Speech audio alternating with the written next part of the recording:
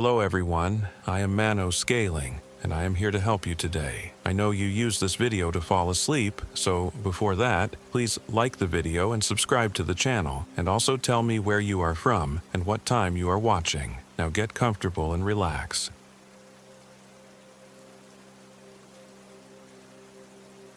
My name is Mark Douglas. I was 34 years old when this happened in August of 2023, and no matter how much I wish I could forget, the images still haunt me. This is the story of a backpacking trip into Lynville Gorge wilderness in North Carolina. The trip that changed everything I believed about the world, about time, and about the nature of evil. I'd lived in Asheville for almost a decade, working as a freelance graphic designer. The city was beautiful, an artistic hub surrounded by green mountains, but I'd hit a wall after a recent breakup and months of burnout. I thought I needed distance from emails and deadlines and my general sense of restlessness, so I planned a week-long hike in one of the most rugged regions of the state, the Grand Canyon of the East, also known as Lynville Gorge. The plan was straightforward, at least on paper. I would park at the Wolf Pit trailhead, hike past Short-Off Mountain, continue along the mountainside toward Table Rock, and then circle around Spence Ridge. I wasn't trying to get lost. I had the usual gear, a map, a reliable compass, a satellite phone for emergencies along with a standard cell phone. And I wasn't going alone. My dog Jasper, an 8-year-old German Shepherd mix, was going with me. He was the kind of dog that made me feel safer in any environment. With his keen sense of smell and vigilant nature, I trusted him. He had never given me a reason not to. It was early August, hot, with suffocating humidity that pressed against my lungs the moment we left the car. The gorge was known for steep cliffs and tangles of rhododendron and pine, but it also had streams and clearings that I'd read about for spectacular campsites. The first day went well. Jasper trotted alongside me, occasionally sniffing the air, occasionally panting with a dog's kind of contentment. I followed the well-marked path, checking my map against the signposts. The day was normal, hot, yes, and the climb a bit strenuous. But that was exactly what I'd signed up for, a trip to remind me I was still alive. I made camp near a small creek not far from the main trail, pitched my tent, built a small fire, and cooked a freeze-dried meal that tasted surprisingly good. The forest at dusk was enchanting. The hush of the trees and the wind, the slow swirl of insects, and the glow of the sky turning orange and pink beyond the ridges. Jasper lay next to the fire, his ears perking up at each rustle in the bushes. It was quiet, peaceful. I felt my usual tension dissolving in the wilderness air. But that night was when the first little ping of wrongness set in, a subtle note that, at the time, I wrote off as my imagination. It began with the map. I'd spread it out on a flat rock, using my small headlamp to trace the route for the next day. Jasper suddenly lifted his head, growling softly. I listened for footsteps. Maybe there was a deer or a raccoon. The map fluttered in a breeze that seemed to come from nowhere. With no obvious sign of an animal, I shrugged, folded the map, and settled into my tent. Jasper eventually relaxed, but I couldn't shake a vague sense of being watched. By morning, I'd almost forgotten the incident.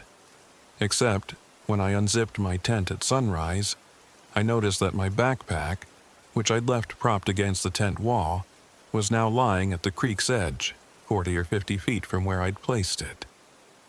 Nothing was missing as far as I could tell, but the entire pack was unzipped, like someone had rifled through it and then left it by the water. Jasper was standing near it, sniffing around. His hackles were raised.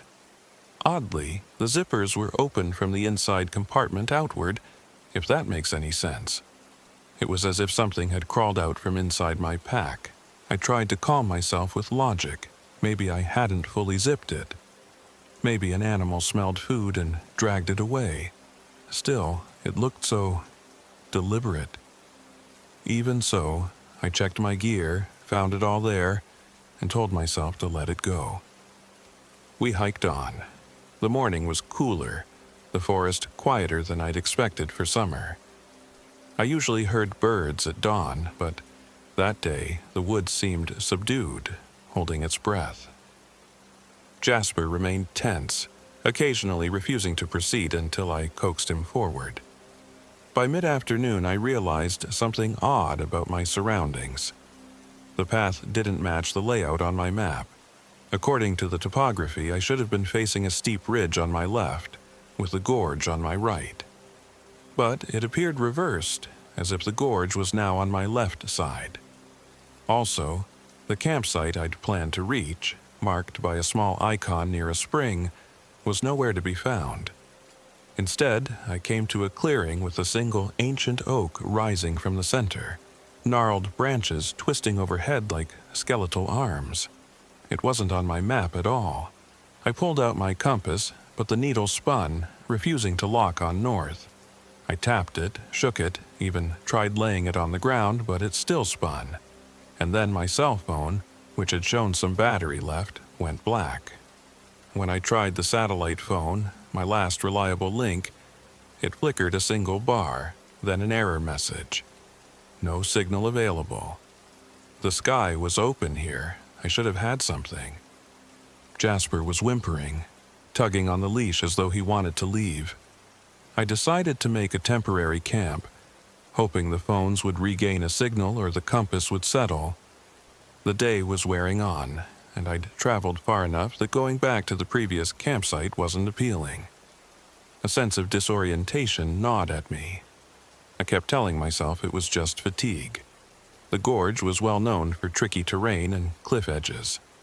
People got lost in it every year. Just because the map was confusing me didn't mean the entire world was turning upside down.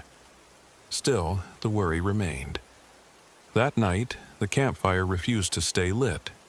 Each time I coaxed it to flame with tinder and small twigs, it sputtered, then abruptly died. When I did get it going strong for a few minutes, the flames burned a faint blue at the edges, like there was some kind of chemical in the wood. Eventually, I gave up and just ate a cold protein bar, lying on my back with Jasper curled close. He trembled against me, as though terrified. It took forever for me to fall asleep. I dreamed of voices in the dark, voices that called Jasper's name in my own tone, exactly like a recording of me. The darkness teased at my eyelids, shapes swirling, and I awoke gasping. To my horror, I wasn't in the same place I'd fallen asleep.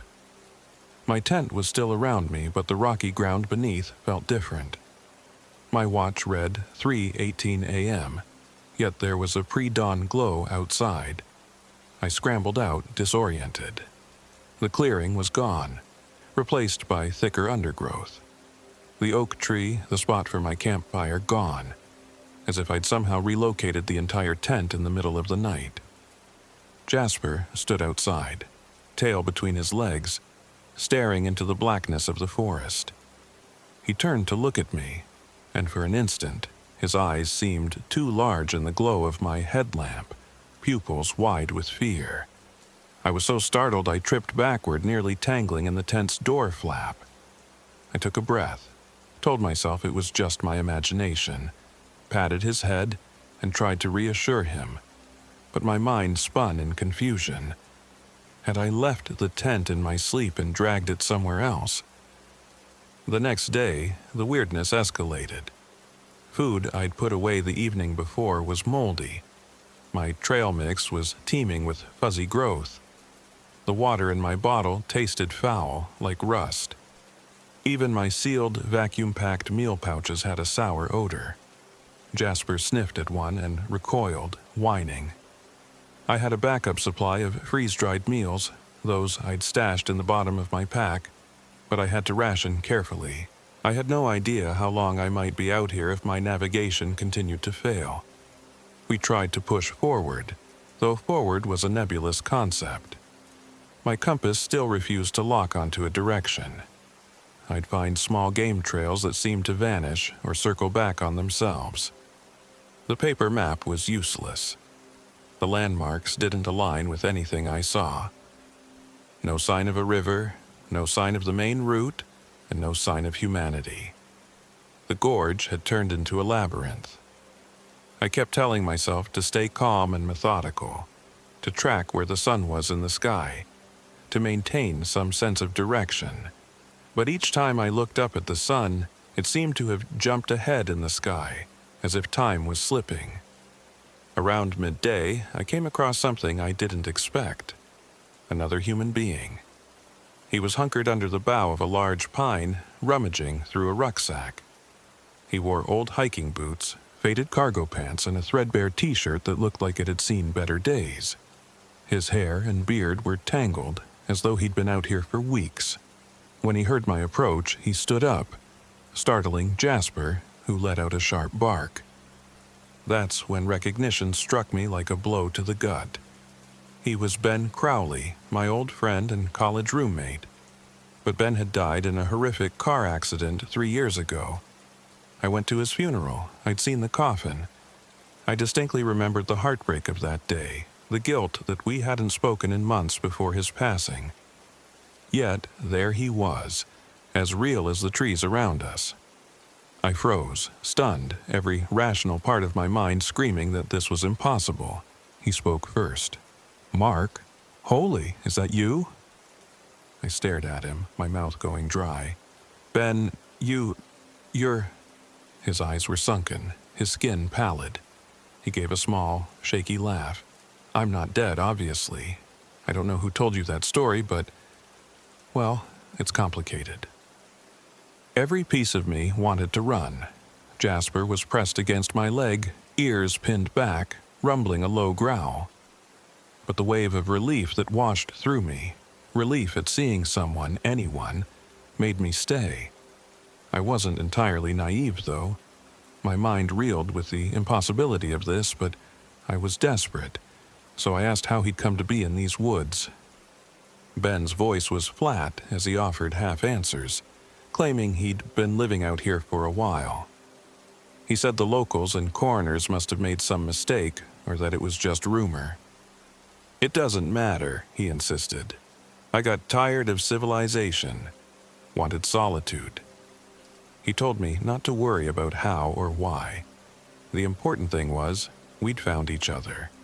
He even tried to joke, saying, "I guess the gorge is special. Brings the old crew back together." But his laugh was stilted, like a bad actor reading lines. I had a million questions. But how do you question a man you're convinced is a ghost? I tried to keep my voice steady. "Ben, we all heard about your accident. People went to your funeral." I searched his face for some sign of a lie. "Your mother, she got up and gave a eulogy." His eyes drifted for a moment, and a flicker of something crossed his expression. He blinked too slowly. "Funeral, huh? I guess word spread. Trust me, Mark, I'm here. Flesh and blood." He patted his chest. Then he turned the tables. "What about you? You lost, or..." The question was so normal, I almost forgot the insanity. I explained I was backpacking, that my gear was giving out, that the navigation was hopeless. My voice cracked with frustration. It's like this place is messing with my head. Ben nodded, seemingly sympathetic. He suggested we rest and gather our wits. He had a small campsite nearby.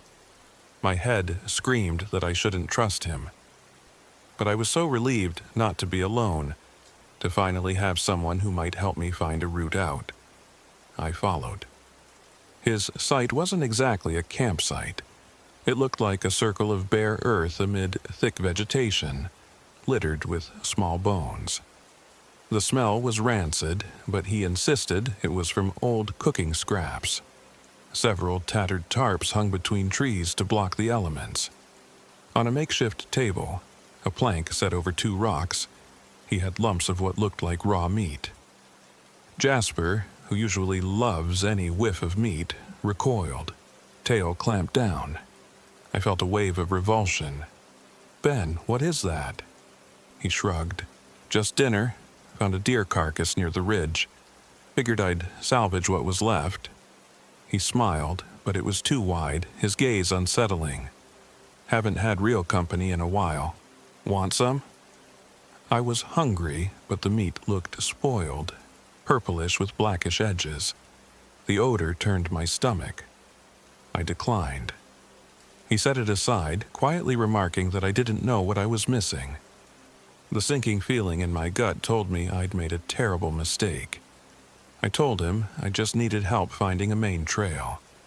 Once there, I could get to a phone signal. He turned thoughtful. "Might be able to show you the way in the morning. Sure you want to leave?" "The gorge. It has a way of bringing people in." I forced a tight smile. "Yeah, I'm sure." Night was falling, so I had little choice but to stay in that area. We moved a few hundred feet from his disturbing camp and pitched my tent. He claimed it was safer if we were close to each other, in case of animals or some such. Reluctantly, I agreed. My instincts screamed that something was wrong with him, but in my exhausted state, rational thought was overshadowed by the desire not to be alone in the midst of so much strangeness. We had a small fire, which sputtered, but managed to stay lit this time. As the darkness deepened, Ben started talking about random memories from college, as if to prove he was the same person I knew. Some of the stories were accurate, but at times, he'd mix up who was there or get crucial details reversed, like claiming I was the one who had dated a certain girl, when it was actually him. Whenever I corrected him, he'd blink, say, right, in a monotone. Jasper never stopped keeping an eye on him as if he was a threat. At one point, Ben asked if I wanted to trade. He noticed the freeze-dried meals in my pack and offered me fresh meat in return. The way he said it made me shudder. I said no thanks.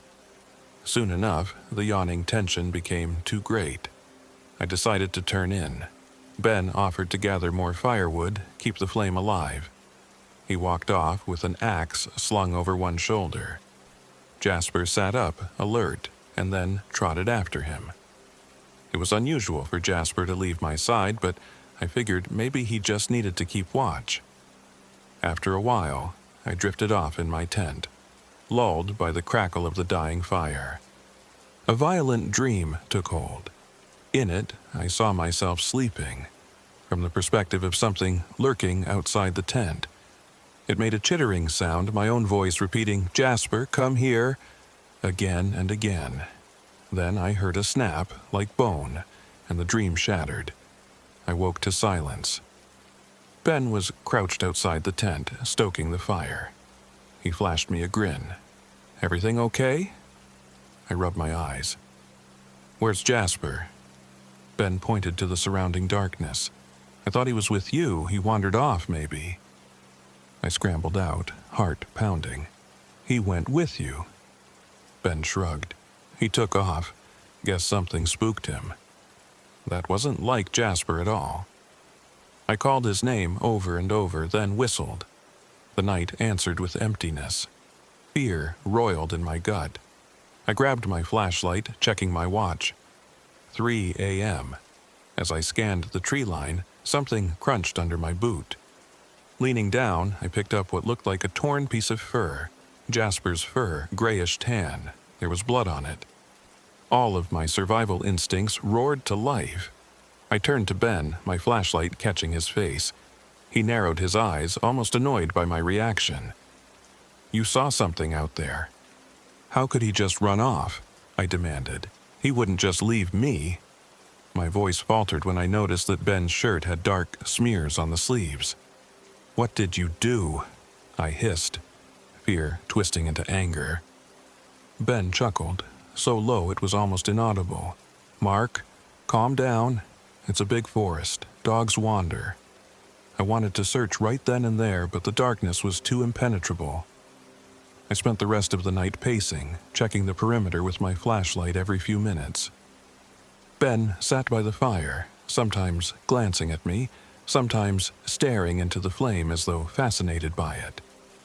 Finally, the sky began to lighten, and I prepared to go look for Jasper, convinced that something terrible had happened.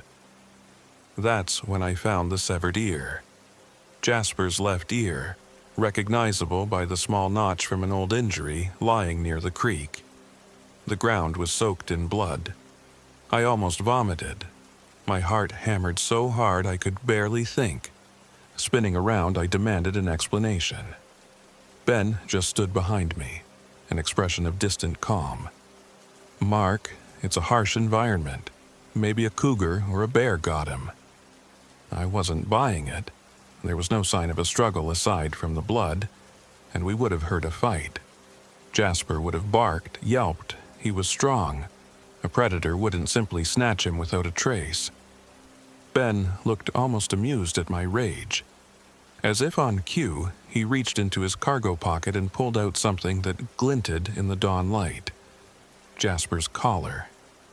My stomach twisted in raw horror. "How did you—" I started, but then words failed me. He offered a plastic smile. I found it near the tree line. His eyes flicked back and forth with an odd tremor, almost a glitch. "Can't keep a dog on a leash forever, Mark." I lost control. I lunged at him, swinging a fist. We grappled, tumbling in the dirt. I felt a spark of savage adrenaline as I landed a punch to his face, but he was strangely strong. His limbs were wiry, inhumanly powerful. He laughed in my ear, the sound choked with glee. My mind scrambled to make sense of it because it didn't feel like wrestling a person. It felt like wrestling something wearing a human shape. In the frantic struggle, I managed to break free and scramble to my pack. Without thinking, I grabbed the hatchet I carried for chopping firewood. Ben rose calmly, as though unaffected by the hits. A line of blood trickled from a split on his cheek, but he didn't seem to notice. He was fixated on me. He hissed in a voice that wasn't quite his. "You can't leave. You belong to the gorge now." The last word drew out, as though multiple voices overlapped. My skin crawled. I backed away, brandishing the hatchet. He sneered. Then, unbelievably, he turned and walked off, disappearing among the rhododendrons like a wraith. My instinct told me not to chase him. He'd be leading me into a trap. So I stood there, panting, tears of rage and fear stinging my eyes. I spent the next hour searching, calling Jasper's name until my throat ached. There was nothing but eerie silence. No birdsong, no rustling in the undergrowth. Just the hush of the forest pressing in. Eventually, I broke down in sobs, alone in that weird clearing with the bloody ear in my hand. I was trembling, wanting to believe that maybe he was still alive, that maybe the ear wasn't definitive. But I knew. Deep down, I knew I couldn't stay. Gathering what remained of my gear, I stuffed it into my pack, hoisting it onto my shoulders. The freeze-dried meals were mostly intact, though I doubted they'd last me more than a couple of days. My water situation was dire, but I couldn't linger. I had to find a way out. With trembling fingers, I tried my phone one last time. Dead, black screen. The satellite phone wouldn't turn on now, no matter how many times I pressed the power button. I tried my compass. It spun, jerked to a stop, then started spinning again. For hours, I stumbled through the forest, using the sun as a guide. It was a game of guesswork. Keep the sun on my left, hoping I was heading southwest. But the terrain refused to match the map. I'd come across ledges and gullies that shouldn't exist according to the topographic lines. At one point, I heard a rushing river and followed the sound, only for it to fade out as I approached.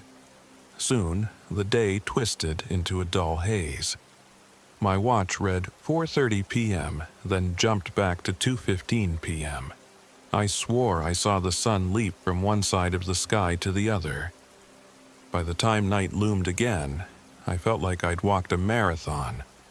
My legs ached, my lips were chapped, my stomach cramped with hunger and dread. I settled in a small cluster of pines, erecting my tent in record time. My mind was a chaos of grief for Jasper, fear of Ben, and the sense that the forest was alive with something malignant, something ancient that reveled in confusion and devoured lost souls. The thought repeated in my head, "You saw Ben's coffin. He can't be alive. He's not Ben." That night, the forest pressed close. The shadows flickered as if illuminated by hidden torches that disappeared when I tried to look for the source. Through the nylon of my tent, I saw the silhouettes of branches shifting in unnatural ways. I used my hatchet to chop up some kindling from fallen branches, determined to have a fire to keep the darkness at bay. But it took me 2 hours to get even a semblance of a flame going. And it glowed a strange flickering green at the edges, hissing like a snake. I had no idea what to make of it. I nibbled on a freeze-dried meal, swallowing it half-cooked. My stomach churned. The thirst was brutal. The streams I found were muddy, or else they vanished when I got close, like mirages. My supply of water filtration tablets was dwindling. I'd purify any murky water I could find if I could find any at all. Despite my exhaustion, sleep didn't come easily. I kept imagining the flap of my tent would open and Ben's face would appear, smiling that unnatural smile. Or maybe Jasper would show up, half dead, whimpering for help. So I tossed and turned, jolting awake at every forest noise. When sleep finally claimed me, I dreamt of a cave. Inside it lay countless dog carcasses, a reek of decay, and something in the corner with the shape of a man that kept whispering, "The one that mimics wants inside. The one that mimics." I bolted awake, sweat-soaked, the memory of the dream burning into my brain. Gray dawn arrived. My watch read 5 a.m., but the sky looked more like noon. Whether that was a failing watch or a reality glitch, I didn't know. My body felt battered, as if I'd hiked all night. Opening the tent, I found footprints circling it in the dirt. Bare, human footprints that ended abruptly. A set of them pointed directly at my tent door, as if someone had stood there watching me sleep. My entire body ran cold. Not far from the footprints, I spotted another piece of paper pinned under a stone. It was a page from my journal, the one I used to note small sketches and personal thoughts. The page had a new drawing on it. A horrifying depiction of Jasper with his eyes gouged out, pinned to a tree. Beneath it, in my own handwriting, was a single phrase repeated, "I did it, I did it, I did it." The script matched mine perfectly, except I had never drawn or written that. My hands shook so hard I nearly tore the page to shreds. Something was messing with my head. The worst part was the possibility that I'd done this in some fugue state, possessed or asleep. I stuffed the page into my pocket and pressed onward. At some point in my wandering, I stumbled across a cave entrance carved into the side of a rocky slope. It matched the dream, the same jagged mouth in the stone. A rancid odor, like rotting meat, drifted from inside. I wanted to run, but a morbid pull drew me closer. Maybe I'd find answers. Or maybe I'd find more horrors. I had nowhere else to go. The darkness inside was complete, so I used my flashlight. The rocky walls squeezed in, then opened into a large chamber. I almost slipped on something slick, and when I looked down, I saw a mass of bones. Dog bones. My heart hammered violently, and bile rose in my throat. The floor was strewn with them, so many that I couldn't help stepping on them, the crunch echoing in the close air. The smell got worse as I inched further. A half-burnt lantern flickered in a corner, revealing a macabre display. Skins nailed to the wall. Canine, from huskies to labs to unknown strays. My stomach lurched. In the center, a roughly hewn table with lumps of indescribable flesh. Large black flies buzzed angrily when I swung my flashlight beam across them. The stench was nearly overwhelming. My eyes landed on a camera, perched on the edge of the table, pointing toward the entrance. It was my own camera. the small digital one I used for vlogging. My voice quaked as I picked it up. It was on, battery half charged. I tapped to view the last recording. The lens had been filming the mouth of the cave as though waiting for me. Confusion rattled me. How had it gotten here? With trembling fingers, I scrolled to previous clips. The screen displayed footage of me, apparently in the middle of the night, standing over my sleeping form. The vantage point was bizarre, like I had set up the camera to watch myself. In the video, I was smiling, whispering the name Jasper repeatedly in a low, guttural tone. My eyes in the video were wrong, like they caught the reflection of the camera's IR light. Then, the figure knelt over my sleeping bag and clipped a lock of my hair with a small knife. I dropped the camera in shock, my breath ripping in and out of my lungs. Was that me? My face? My voice? But I remembered none of it. A monstrous wave of nausea hit me. I gagged, stumbling away from the table. My flashlight beam landed on an alcove deeper in the cave, and there, I saw something that turned my blood cold. Ben, or whatever was wearing Ben's shape, stood there. He wasn't alone. Jasper was at his side, or something that looked like Jasper, but battered, missing an ear, one eye milky and unnatural. The dog's body trembled, bones misaligned. A faint, ragged breath rasped from his throat. Part of me wanted to rush to him, but I couldn't move. The scene was an abomination. Ben's eyes gleamed with malicious delight. He spoke, but the voice came out layered, as if multiple tongues tried to speak at once. "Welcome, Mark." I raised my hatchet, tears stinging. "Jasper," I called. But he just stood there, stiff, mouth parted in a silent snarl. Ben stroked Jasper's back. "He's ours now." I shouted incoherently, stepping forward. Jasper snapped at me a savage movement. Then, as if in slow motion, Ben shoved Jasper toward me. The dog lunged. I swung the hatchet defensively, connecting with Jasper's shoulder. His yelp tore me in half. This was my beloved companion, forced into attacking me. He jerked back, whimpering. Torn between love and terror, I paused, tears streaming down my face. That hesitation cost me. Ben lunged from the side. We crashed onto the table, sending lumps of rotten flesh tumbling. He pinned me, his face contorting. "The one that mimics," he rasped. "You called me here, don't you remember?" I tried to push him off, but he was too strong. His grin stretched unnaturally wide. Drool, or maybe black ichor, dripped from his mouth onto my face. He spat the words, "I like your face, your voice, your memories, just like your friends." I felt fingers around my throat. My lungs burned. I fumbled for my hatchet, but it had clattered away. In desperation, I managed to knock him off balance with a knee to the stomach. I rolled free, scuttling on all fours, searching the cave floor. My hand closed on the hatchet handle. Ben advanced, chest heaving, half crouched. "You'll join me, Mark. We'll tear open this forest. We'll do it again and again." He lunged. I swung upward with every ounce of strength. The hatchet bit deep into his ribs. An inhuman shriek filled the cavern, echoing until I thought my ears might burst. A wave of rotting stench hit me. Thick, dark fluid poured out of him. He collapsed to his knees. I yanked the hatchet free and hacked again, severing a chunk of flesh from his side. He gasped, eyes rolling. The fluid hissed as it hit the floor, turning to a viscous vapor. Jasper whined behind me. For a fraction of a second, I turned to see him trembling as if uncertain. My tears blurred my sight.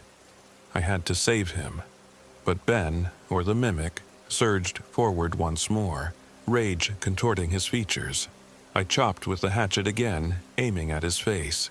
He jerked aside, so I buried it in his shoulder. Another shriek. He collapsed against the stone wall, flickering like a broken projection.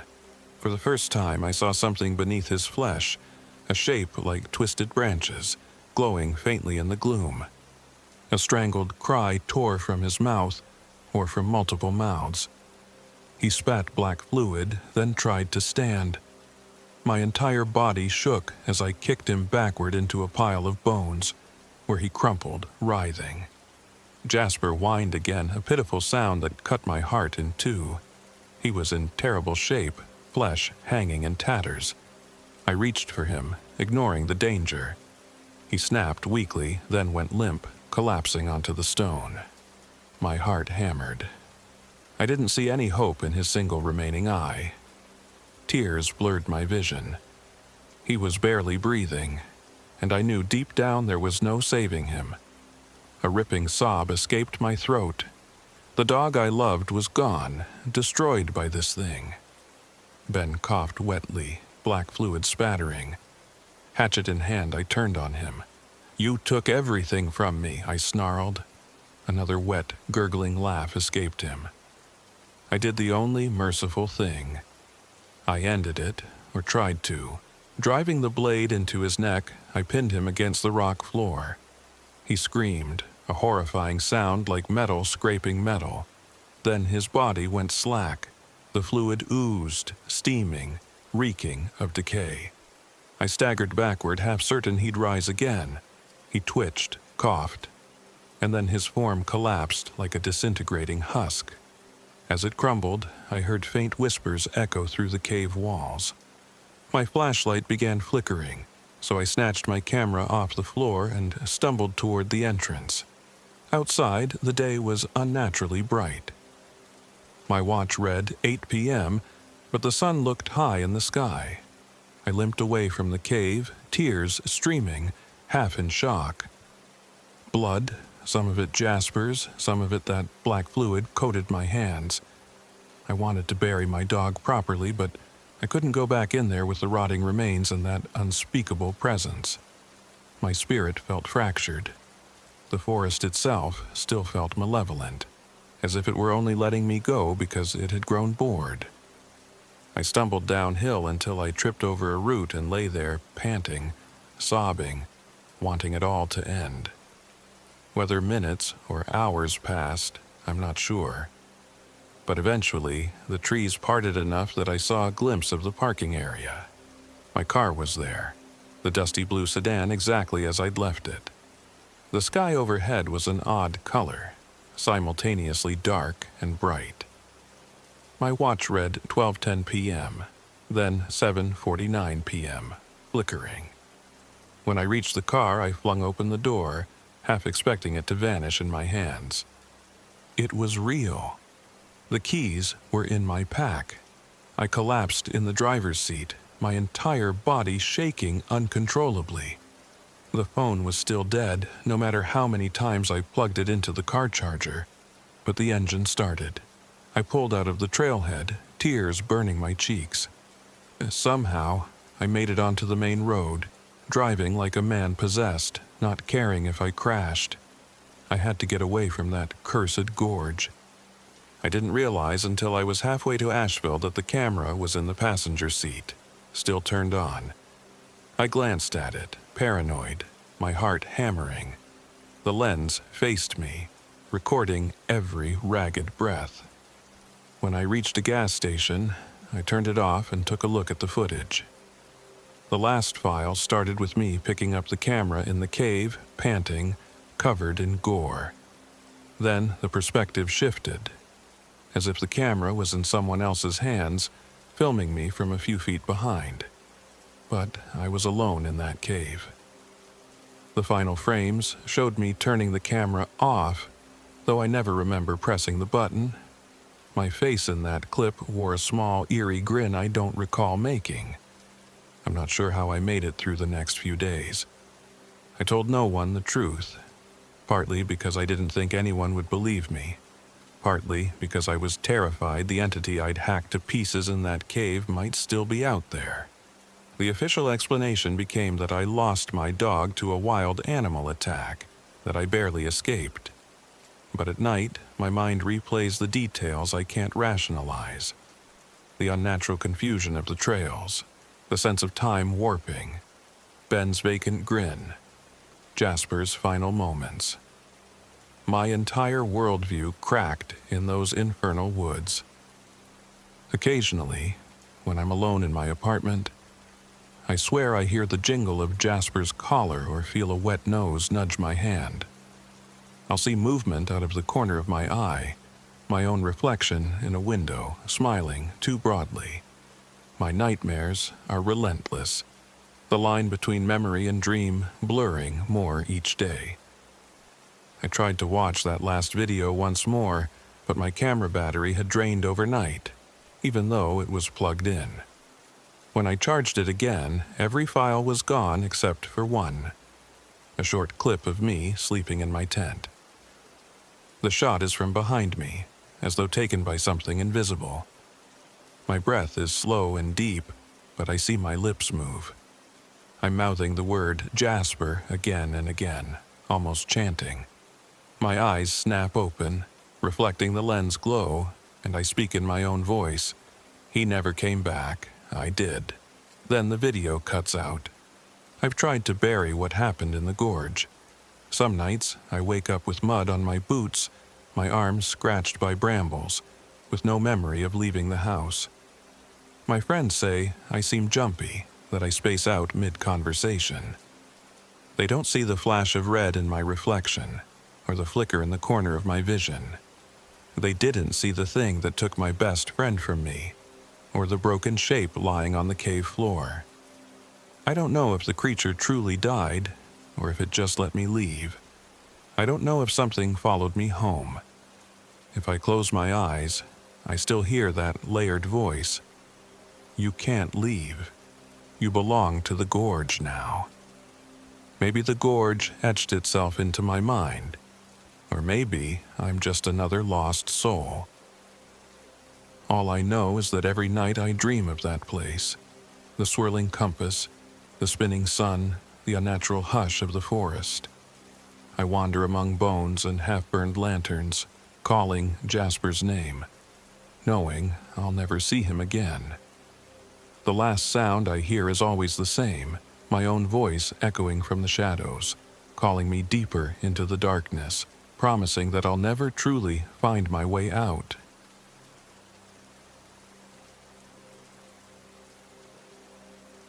My name is Jack Mahoney. I'm 37 years old.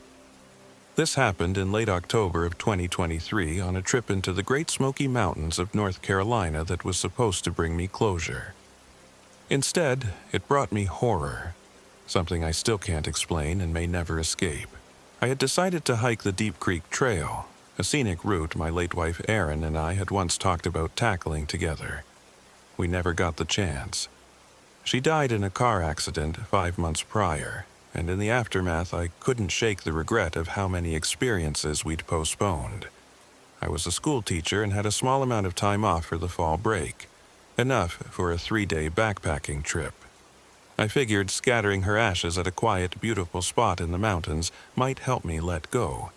Or at least, I hoped so. I'm no experienced outdoorsman, but Erin had loved hiking.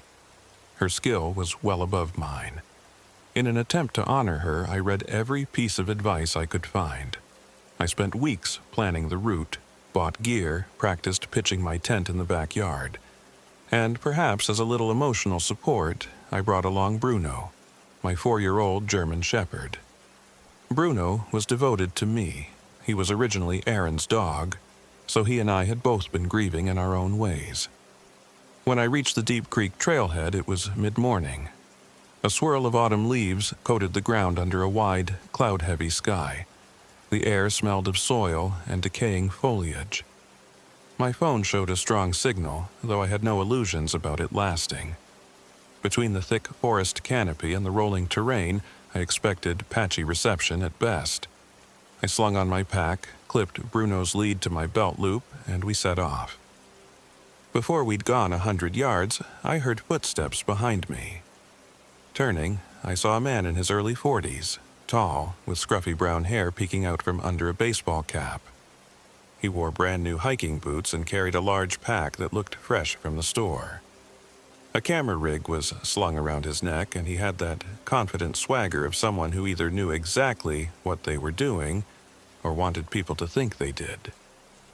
"Nice dog," he called out. He spoke with the relaxed tone of someone who struck up conversations for a living. "German Shepherd?" I nodded. "His name's Bruno." "Travis," the stranger said, extending a hand. "Travis Sloan." We shook. "Jack," I replied. "Heading up Deep Creek?" Travis smirked. "Yep, I'm gonna do some filming. I run a small YouTube channel on backwoods hikes and bushcraft. Never done the Deep Creek route before, but I heard it's prime content. Mind if I tag along for a while?" Part of me wanted to say no. I'd planned on solitude for this trip, a private memorial. But Travis was already lifting his camera, panning across the scenery. He seemed harmless enough, probably more comfortable in these woods than I was. Maybe having a second person around might be a good safety measure. "Sure," I said, trying to be polite. With that, we walked together, though not exactly in step. Bruno was a little uneasy. Every few yards he glanced over his shoulder at Travis, as if the guy's presence was some sort of mild offense. But we pressed on, crossing small footbridges, the creek rushing beside us. Occasionally, Travis would stop, point his lens at a bird, a patch of bright mushrooms, or film a quick monologue about the deep, mysterious beauty of the Smokies. He was charismatic in that easy, camera-friendly way. He'd turn on the charm the second he pressed record, then lower the camera and go quiet, scanning the forest with a watchful eye. It felt performative, but maybe that was just his on-camera persona. By midday, we'd covered enough ground that I started checking my map for a suitable campsite. Travis had a digital map on his phone, claiming he used online topography overlays. He flicked at his screen, frowned, then smacked the side as if that would fix it. "Strange," he muttered. "It's glitching. Could be the satellite feed messing up." We were following a trail that should have been well maintained, but the path under our feet kept dissolving into leaf piles. A few times we had to double back to find the next blaze mark on a tree. My own phone signal started flickering between one bar and none at all, so I shoved it in my pocket and relied on my paper map. Eventually, we found a small clearing near the creek with room for 2 tents. The sun was sinking toward the horizon, so we decided to make camp. I staked down my tent while Travis set up his larger one about 10 yards away. Bruno lay in the dirt, chin on his paws, but he kept glancing around as though expecting something to leap out from behind the pines. "Calm down, buddy," I whispered, scratching behind his ears. He whined softly. After dinner, freeze-dried beef stew in my case, we built a fire. Or rather, I tried. For some reason, the wood wouldn't catch. Every time it started to flame, the light flickered oddly. Once, I swore I saw a faint green hue in the embers. Finally, with more tinder than should have been necessary, it caught hold, though it burned low and guttering. Travis kept filming, muttering about how weird it was, but he also seemed oddly calm about it. The rest of the evening passed quietly enough.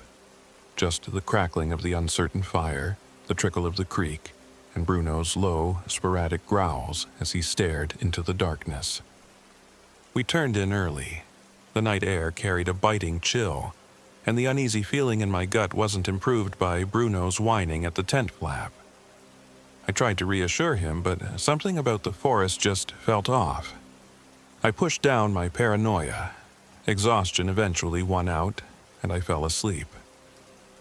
I woke from strange dreams, half delirious, to find Bruno pawing anxiously at my chest. It was still dark. My watch said 2:14 a.m. The wind had picked up, and I heard the rustle of branches overhead. In the distance, I thought I heard a voice. It could have been the wind, but it sounded almost like a woman calling my name, Jack. It came on the breeze, so faint I might have imagined it. I shuddered and realized I was sweating despite the cold. "Erin?" I breathed. It made no sense, of course, but it sounded like her. I poked my head out of the tent, expecting to see Travis standing there, perhaps calling for me in some trick of the acoustics. But no one was there. The trees were silhouettes against a moonless sky. My eyes burned with exhaustion, so I lay back down, telling myself it was just a grief-induced delusion. I held Bruno close for warmth. He trembled, but eventually we both dozed off again. When dawn arrived, I crawled out of the tent, feeling groggy. "Travis?" I called. No answer. The clearing was quiet except for bird calls. His tent was still there, zipped shut. I knocked on the fabric. "Travis, you awake?" A shuffle and a grunt. He unzipped the flap. He looked pale, eyes bloodshot. "Huh? Man, I feel like I barely slept." Then he peered at my tent with surprise. "Dude, were you wandering around last night?" "No. Did you see someone?" He just shook his head. Might have just been me half dreaming. Heard footsteps, though. I considered telling him about the voice, but decided not to. Instead, I changed the subject. "We should check the map, figure out where we are. This clearing's not on any route I read about." But when I went to grab my map from my backpack, my heart sank. It wasn't where I'd left it. I rummaged through the pockets, pulled out clothes, my bag of freeze-dried meals. No map. Travis searched his own gear. He swore under his breath. "Damn it, my phone's dead, like completely. I charged it before I left." "That's impossible," I said. "It should at least have some battery left." "All I got is this camera," Travis said, holding it up.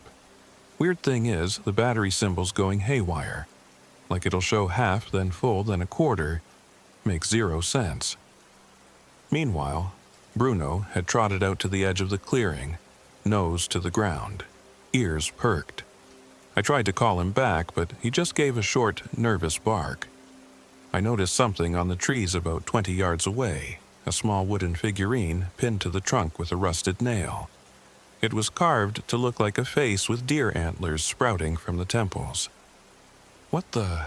I whispered. I'd never seen anything like it. It gave me a deep, primal sense of unease. Travis filmed it from a distance, muttering about how the Smokies were full of old folklore. We decided to pack up and move on, map or no map. We had enough supplies to push forward carefully, then circle back if needed. I wanted to find a high point from which I could get my bearings. We continued deeper into the woods, following the creek. The trail was nearly invisible, so we stuck to the water's edge. Oddly, we walked for hours but never reached any place resembling the known trail intersections on the signs posted near the parking area.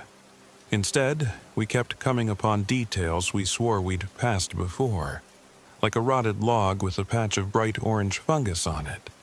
Even Bruno seemed confused, whining and sniffing at the same spots over and over. By late afternoon, Travis tried to set up his satellite phone, which he'd bragged about having as a backup. I stood beside him while he flipped it open, powered it on, and got static. The display flickered wildly, then shut off.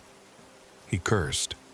"I don't get it, man," Travis said, voice thin with frustration. "We should at least be able to get a signal out here."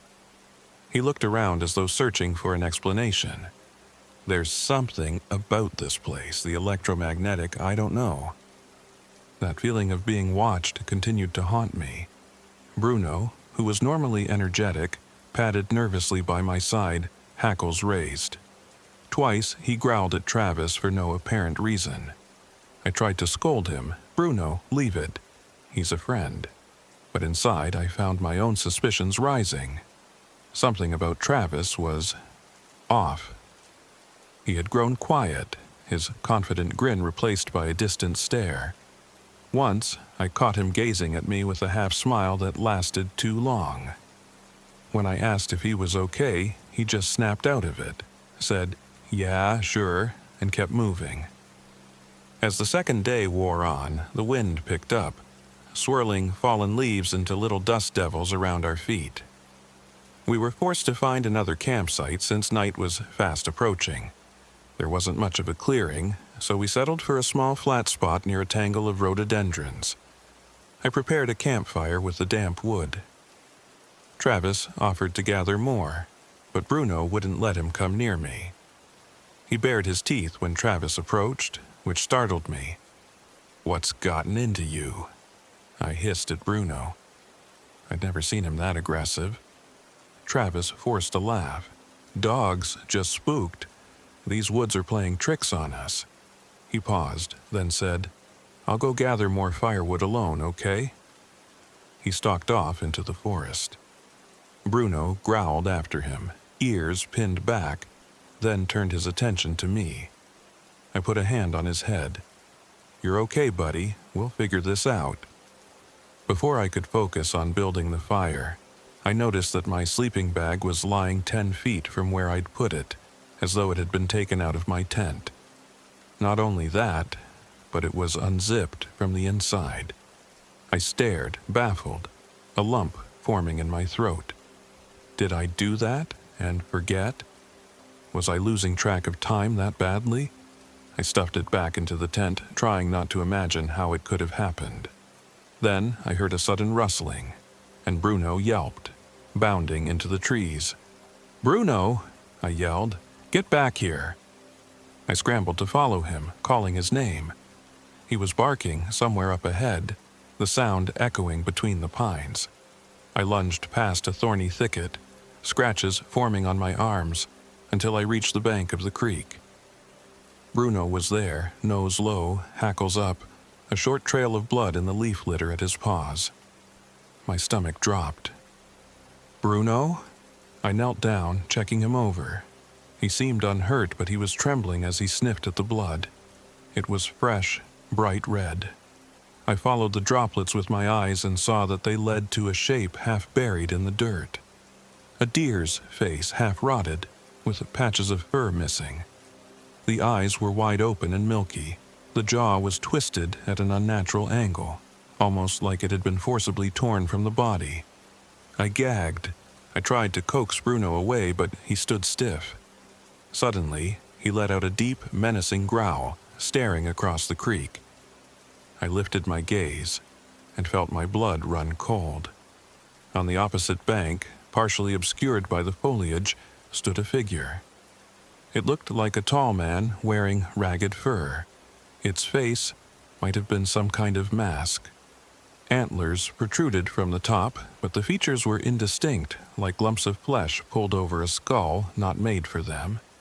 The creature made no sound. It just stared. Then it turned, and with impossible speed, it vanished into the shadowy forest. A wave of nausea twisted my stomach.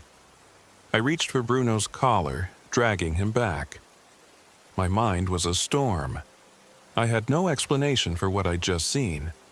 The only thing I could do was repeat the same thought. This is not real. It can't be real. We raced back to camp, leaving the rotted deer face behind. When I returned, Travis was there, kneeling by the barely flickering fire. He didn't look at me right away. Then he slowly turned his head, and I nearly jumped. His eyes seemed glassy, unfocused. "Everything all right?" he asked softly. "There's something out there," I whispered, half in shock. "In the woods. We need to go back tomorrow, maybe now. I saw—" "You saw Old Red," Travis said, cutting me off. "He's always hungry." He gave a slow, unsettling smile. Lips peeled back too far from his teeth. A shiver crawled over my spine. What are you talking about?" Travis blinked suddenly, his eyes clearing for a moment. He looked around as if disoriented. "Huh? Sorry, what'd you say?" "You said something about Old Red. Who's Old Red?" He frowned. "Don't know what you mean." Then he scratched his head as though confused. Must have been talking in my sleep earlier. His shift in demeanor was jarring. Bruno paced around the fire, refusing to lie still. I caught him baring his fangs at Travis more than once. Maybe he senses something I don't, I thought. We tried to share a quick dinner, though I had no appetite. We discovered that much of our leftover bread had grown mold overnight. Blue-green fuzz crawling across what had been fresh slices just the day before. Travis was outraged. How does that happen so fast? Another question I couldn't answer. Night fell, and the same strange phenomena plagued us. The fire flickered unnatural colors. The wind seemed to carry distant moans. And at one point, I swear the moon glided backward across the sky. Exhausted, I curled up in my tent with Bruno, who was still trembling. Sleep was fitful. Between half-lucid dreams of Aaron calling my name, I'd wake to the sense of footsteps circling the campsite. Once, I heard a single tap-tap-tap at my tent wall, but when I looked out, no one was there. I jerked awake again, heart pounding, to the sound of someone rummaging in the underbrush. The air felt tight and suffocating. My watch read 3:40 a.m., but the sky was lighter than it should have been. Dawn was barely creeping in, hours ahead of time. A possibility slid into my mind that time wasn't behaving normally here, that maybe the night stretched or collapsed according to something else's will. Eventually, what must have been morning came in full. My eyes felt like sandpaper from poor sleep. Outside, Travis's tent was empty, unzipped as if he'd gone off. A fresh set of footprints trailed into the woods. "Travis?" I called. "You there?" No answer. Bruno was at my side, tail lowered, ears flat. He seemed determined to follow me if I went after Travis, so I decided to do exactly that. We traced the footprints until they vanished in a patch of moss. The forest looked almost the same in every direction. Towering pines, thick undergrowth, and tree trunks scratched with old lichen. Eventually, we stumbled onto a bizarre clearing. A ring of stones that seemed freshly arranged, not ancient.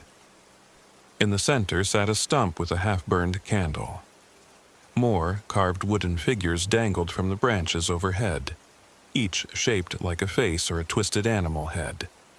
My blood chilled when I realized some had human hair embedded.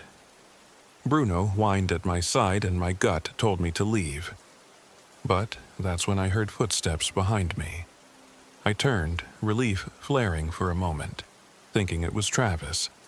He stood about 20 yards away, face cast in shadow. Except, I noticed that his right shoulder seemed slightly disjointed, as if popped out of the socket. He wore the same clothes as Travis, but the angle of his body looked unnatural. He gave a slow wave and started walking toward me, smiling too broadly. Bruno barked, a thunderous warning bark that usually scared off the bravest of men. "Travis?" I asked, my heart hammering. "Are you hurt?" He said nothing, just raised a hand in a puppet-like gesture, then opened his mouth. A voice emerged, but it was not quite his. It echoed, stilted and forced. The dog's soul is thick with light, so warm, so loud. He let out a short giggle, eyes rolling back for an instant, then they snapped forward to stare at me again.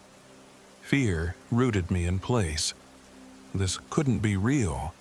I'd seen enough horror movies to guess we were dealing with something beyond normal human madness. A skinwalker, or shapeshifter, or demon, some monstrous presence that might be wearing Travis like a coat.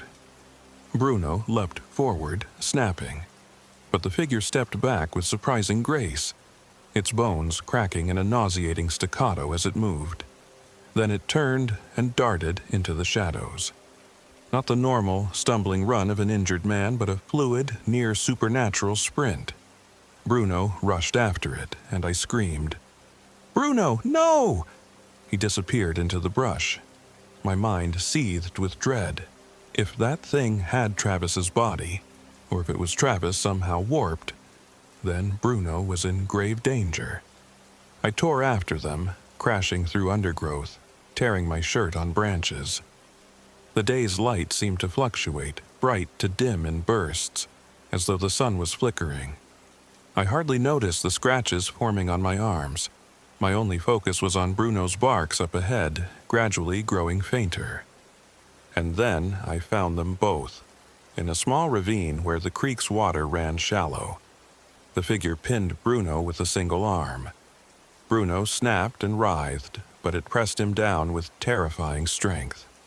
A guttural, gurgling sound came from the thing's mouth. Its face started to shift, the skin rippling like wax near a flame. Beneath it, something else was peeking through. A twisted visage with lumps for a nose and patches of fur clinging to the jawline. Antlers protruded from the top. It was as if Travis's face was sliding off, revealing this monstrous shape. Adrenaline surged through me. I grabbed the nearest rock and hurled it with all my might. It smacked the creature's shoulder, knocking it off balance. Bruno scrambled away, yelping. The creature hissed. Somehow, that's the closest word for the wet, rasping exhalation that came from its mouth. Then it turned to me, muzzle partially revealed, eyes burning red. I backed away, heart pounding so hard my vision blurred. The shape crawled along the creek bank with an unnervingly disjointed gait, scuttling on all fours at times. Bruno, wounded but alive, lunged for it again, but the creature lashed out with a violent swipe.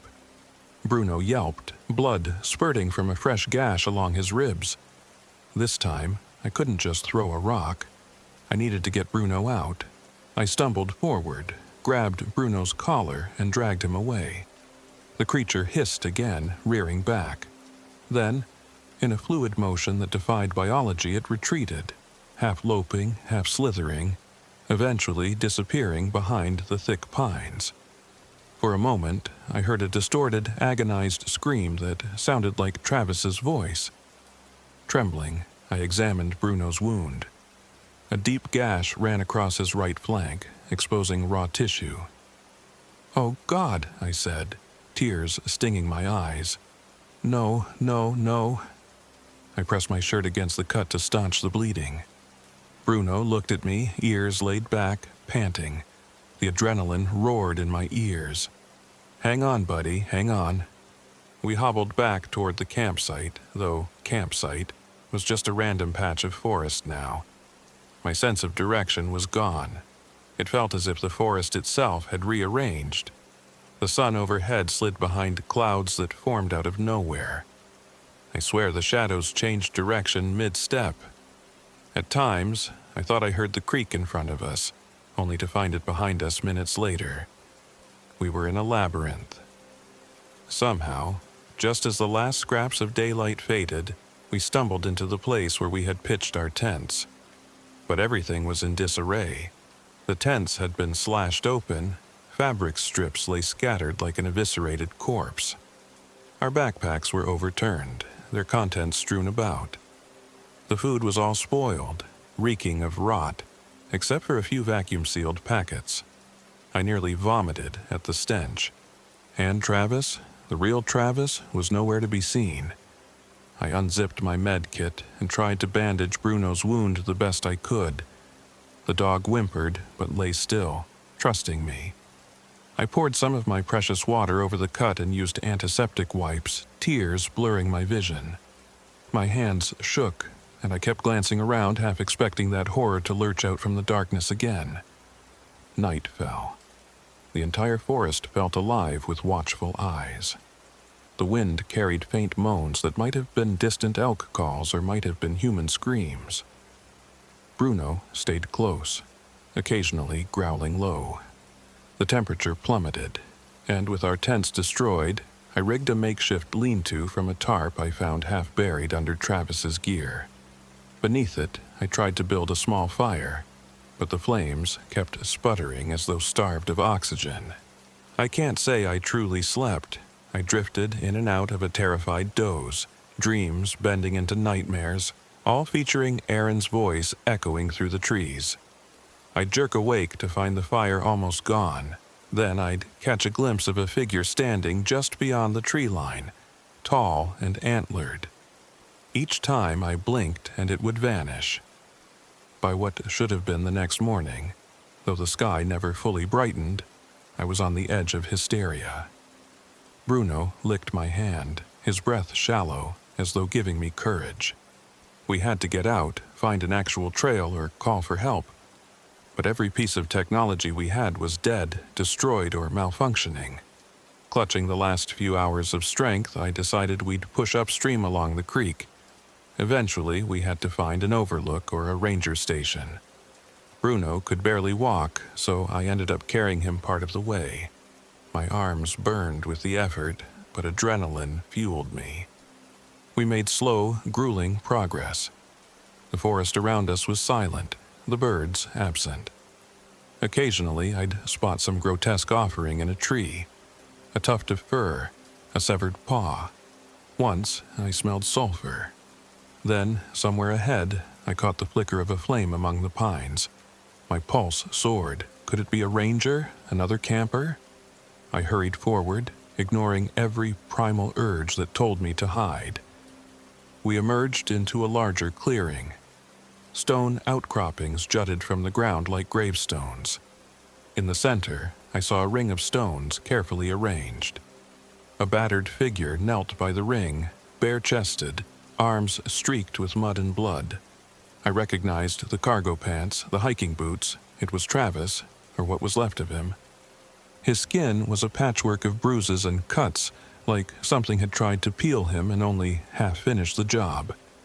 He stared into a small fire which popped and sizzled. Slowly, he turned his head, revealing a gaping hole where his left eye should have been. My stomach lurched. Oh, God. Travis. He tried to speak, but only a wet hiss emerged. Then he coughed, thick and phlegmy. "Help! Me!" he croaked. I took a step forward, Bruno whimpering at my side. Travis clutched at the stones, pulling himself forward. "It wears me," he gasped. "Old Red, I was here last year. It found me. Let me go, but not all of me." He reached a trembling hand toward me, tears leaking from his one remaining eye.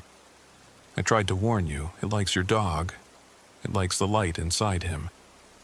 I tried to stay calm, though my heart pounded. "Travis, hold on. Let me see if I can..." He let out a scream of raw agony, doubling over.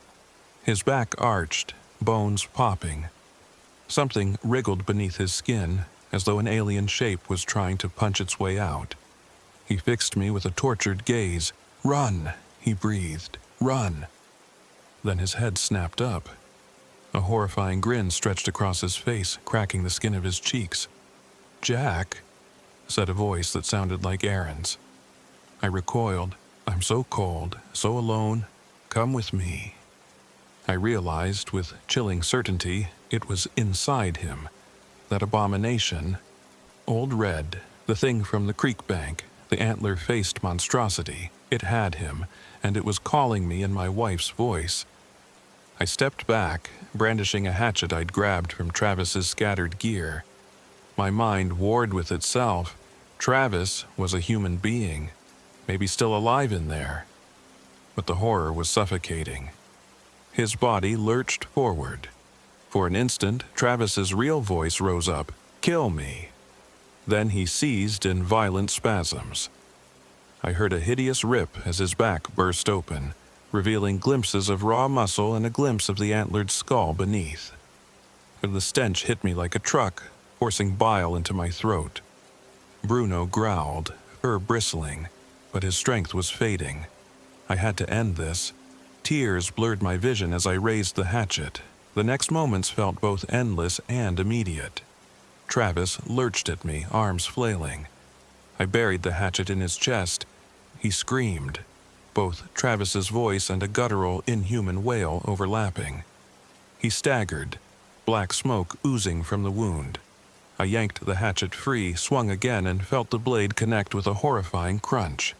Something shrieked inside that body, and Travis slumped to the ground, limbs twitching. The black smoke curled upward, dissipating among the swirling leaves. With it came a sickening odor of decay. The ring of stones around the fire crackled with energy. Blue sparks danced across them. For a moment, I thought I saw the outline of something tall and antlered inside the rising smoke, glaring at me with smoldering red eyes. Then it vanished. Travis lay still, face contorted in death. I dropped to my knees, sobbing, the hatchet still in my shaking hand. Bruno whimpered, pressing his body against me. My mind spun. I killed him, or maybe I'd saved him from something worse. I had no time to process. The forest was watching, silent as a tomb. We had to leave. I struggled to my feet, hooking an arm under Bruno. He limped alongside me, his breath ragged. My only thought was to get to the highest ground possible. Maybe I'd see a road or a ranger station. With a final glance at Travis's corpse, I stumbled away, tears burning my eyes. We fought our way uphill through brambles, forging a path that scratched us bloody. Time seemed meaningless. The sun never rose to a proper noon. Once, the shadows cast by the trees pointed in multiple directions at once, as if two suns hovered in the sky. I started losing track of how long we'd been walking. My throat was parched. Bruno's wound bled sluggishly through the bandages. He was weakening. If I couldn't find help soon, he'd die. Then, miraculously, I spotted an ancient ranger fire tower perched atop a rocky outcropping. The skeletal structure jutted into the sky, maybe 50 feet tall.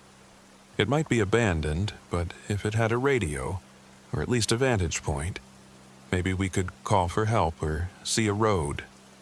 I mustered the last of my strength, guiding Bruno along. When we reached the tower, an eerie sense of emptiness pervaded the area. A rickety staircase led upward, the boards gray with age. We climbed carefully, every step groaning under our weight. At the top was a small enclosure with shattered windows, battered by decades of storms. The door was half off its hinges, squeaking in the wind.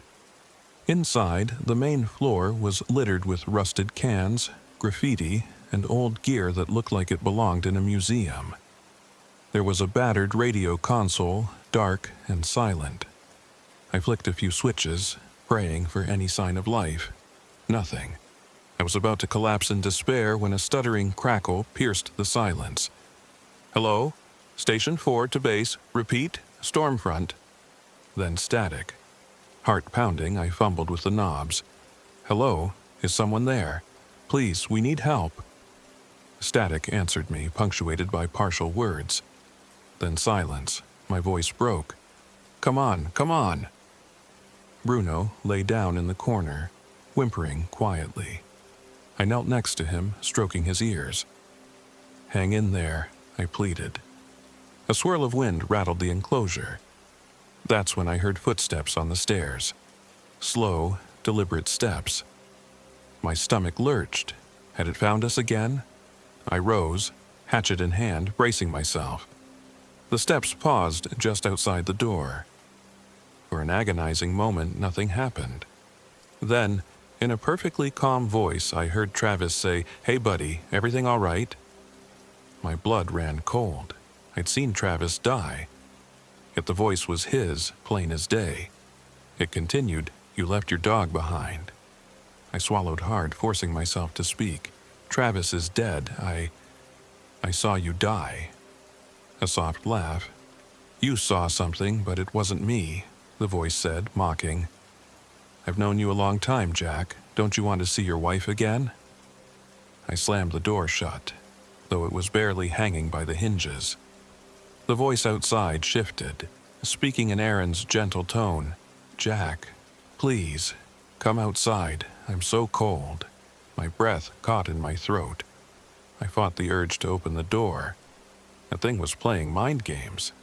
Then the handle jiggled. The door inched open. I pressed my weight against it. The entity on the other side knocked gently, once, twice, as if in polite greeting. My arms trembled, tears burning my cheeks. "Why?" I wanted to scream. "Why is this happening?" Bruno let out a deep, rattling growl. The door thumped as something hit it from the outside. The entire enclosure shuddered. Dust falling from the rafters. Another thump, heavier this time. A third, and the rotting door splintered. I staggered back. The creature forced its way in, partially stooped. Antlers scraped the ceiling. Its face was a nightmare. Lumps of living tissue that seemed half human, half deer. Patches of Travis's face hung loosely from a jagged muzzle, but the eyes burned red, inhuman. It hissed, body contorting like a puppet on twisted strings. Bruno bared his teeth, ignoring his wounds, as though determined to protect me. The creature lunged, swiping an arm that ended in sharp, bony protrusions.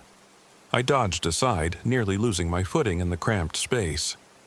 The radio console crashed to the floor in a burst of static. Bruno lunged too, snapping at the creature's calf. It howled in pain, or frustration. With a sickening speed, it seized Bruno by the scruff and twisted. I heard a crack of bone. Bruno yelped in agony, his eyes rolling. Something in me snapped. "No!" I roared, hatchet raised. I brought it down on the creature's back. The blade bit deep, unleashing a torrent of black fluid that reeked of rot and sulfur. The creature thrashed, wrenching the hatchet from my hand. The antlers slammed the wall, shaking the tower. I grabbed a broken table leg and swung wildly, smashing the side of its face. The lumps of wet flesh peeled away, revealing an angular skull with jagged teeth.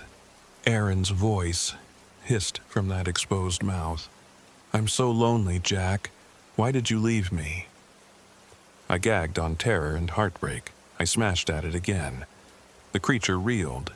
Bruno lay in the corner whimpering, blood drenching the floor under him. Furious tears blinded me. Summoning every shred of adrenaline, I tackled the thing, driving it backward toward the broken window. The glass had long since shattered, leaving jagged shards around the frame. It twisted in my grasp, opening that mouth wide enough to reveal a black, pulsing tongue. I felt hot breath on my face. Then I rammed forward, forcing it onto the broken glass edge. It shrieked, the sound distorting into overlapping voices. With all my strength, I wrenched its body. The antlers caught on the sill, snapping off with a sickening crunch. It dropped, howling. I shoved again, and it toppled out the window, dragging me halfway with it. My torso scraped the broken glass, cutting deep lines in my arms. Somehow, I managed to cling to the ledge, but the creature plummeted. With a heavy thud, it hit the ground below. I heard bones crack. For a long, tense moment, it flailed on the forest floor, black fluid pooling. Then it went still.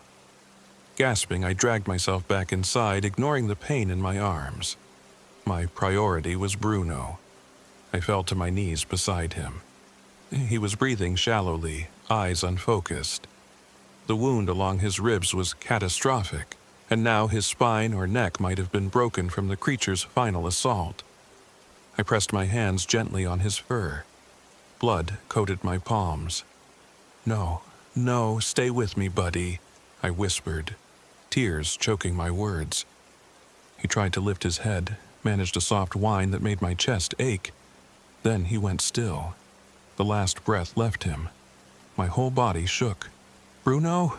I pleaded, tears streaming down my face. "Bruno, God, please." But he was gone. I sat there for an eternity, sobbing, holding my dog's lifeless body. The tower creaked in the wind, and the stench of the creature's fluids wafted up through the broken window. My mind teetered on the brink of collapse. Then, from below, came a rasping sound, like nails scraping wood. I forced myself to the window and looked out. The creature was gone, leaving only a smeared trail of black. My hatchet was nowhere to be seen. A wave of terror washed over me. It survived. How? I'd seen it snap in half on the ground, but the forest was empty now, silent. I couldn't stay in that tower. I had nothing left for a fight. No illusions about a second round. Slowly, I made my way down the stairs, leaving Bruno's body behind, my heart breaking every step. Part of me wanted to bury him, but I couldn't risk that thing coming back. I left him, crying softly, apologizing over and over. I can still hardly bear to think of it. At the base of the tower, I found a faint footpath, maybe an old ranger maintenance route. It led through a dense stand of evergreens, twisting painfully uphill. I followed it for hours, ignoring the gashes on my arms and the throbbing in my ribs. My mind felt hollow. I lost track of time. The day never truly brightened, the sun drifting in a haze that seemed artificial. Occasionally, I glimpsed movement in the trees, antlers or a figure that vanished when I focused on it. I saw lumps of fur snagged on branches, small bones arranged in patterns on the ground. I forced myself onward. Eventually, I found a ridge from which the land opened below me. And there, in the far distance, I glimpsed a faint gray line, a road. Stumbling and delirious, I half ran, half fell down the rugged slopes. I must have blacked out at some point. When I came to, I was on the shoulder of a paved road, my arms crusted with dried blood. A truck slowed. The driver jumped out, calling an alarm. I tried to speak, but the only words that came out were, "Something's in there," before I collapsed. I woke in a hospital bed. My left arm was in a sling, my torso bandaged. A solemn-faced ranger was there, along with a kindly nurse. They told me I was found on a remote stretch of road near the edge of the park. No sign of my dog or companion. No one else had been reported missing. I babbled about Travis, about Bruno, about the creature with the antlers. I demanded they send a search party. The ranger gave me a troubled look. They found no trace, no remains, no campsite, no ring of stones, nothing. The footprints from where I'd collapsed vanished into the forest. When they asked why I went up there, I could only weep and say I was trying to scatter my wife's ashes. But in the chaos, I'd lost them too. My wife's ashes were gone, probably lying somewhere in that cursed wilderness alongside my dog's lifeless body. The guilt nearly undid me. The authorities chalked it up to an accident, maybe exposure and delirium. They suggested I rest, see a therapist, and so, after a few nights under observation, they released me. I still hear Bruno's bark at times, echoing in the night. I see Travis's face in my dreams, torn open and weeping. Most of all, I can't escape the memory of that creature wearing half his skin. The voice that sounded like Aaron, calling for me to join it in the darkness. I wish I could say I found closure. I wish I could say I scattered Aaron's ashes the way I planned, that I held Bruno in my arms during his final breath with some measure of peace, but I didn't. I lost them both to that place, whatever force lurks in the deep creek wilderness. Sometimes at night, I wake to the distant sound of scraping at my door, or the faint whisper of Aaron's voice from outside. I've moved states, changed my phone number, tried to bury the memories. Yet, in my nightmares, I'm back in that tower, hearing her voice from the other side of the door, or cradling Bruno's bleeding body, or burying a hatchet in Travis's chest while something inside him screams for mercy. I don't know if I truly escaped, or if part of me is still trapped out there, stumbling through the endless twilight among the carved figures and blood-soaked pines. Maybe that's what Old Red wanted, to let me live but haunted, so it can feed off my fear long after I've left its domain. All I do know is that some nights I wake certain I can hear Bruno barking outside my window, and in the morning I find mud-caked footprints on my porch, or small bone charms dangling from the eaves, tokens left by something that refuses to let me go. I don't think it ever will. To anyone reading this, if you see a trail you've never seen on any map, or find your compass spinning for no reason, turn back. If you hear your lost loved one calling from the trees, don't answer. And if you see a tall figure with an antlered skull prowling the forest, for the love of God, run.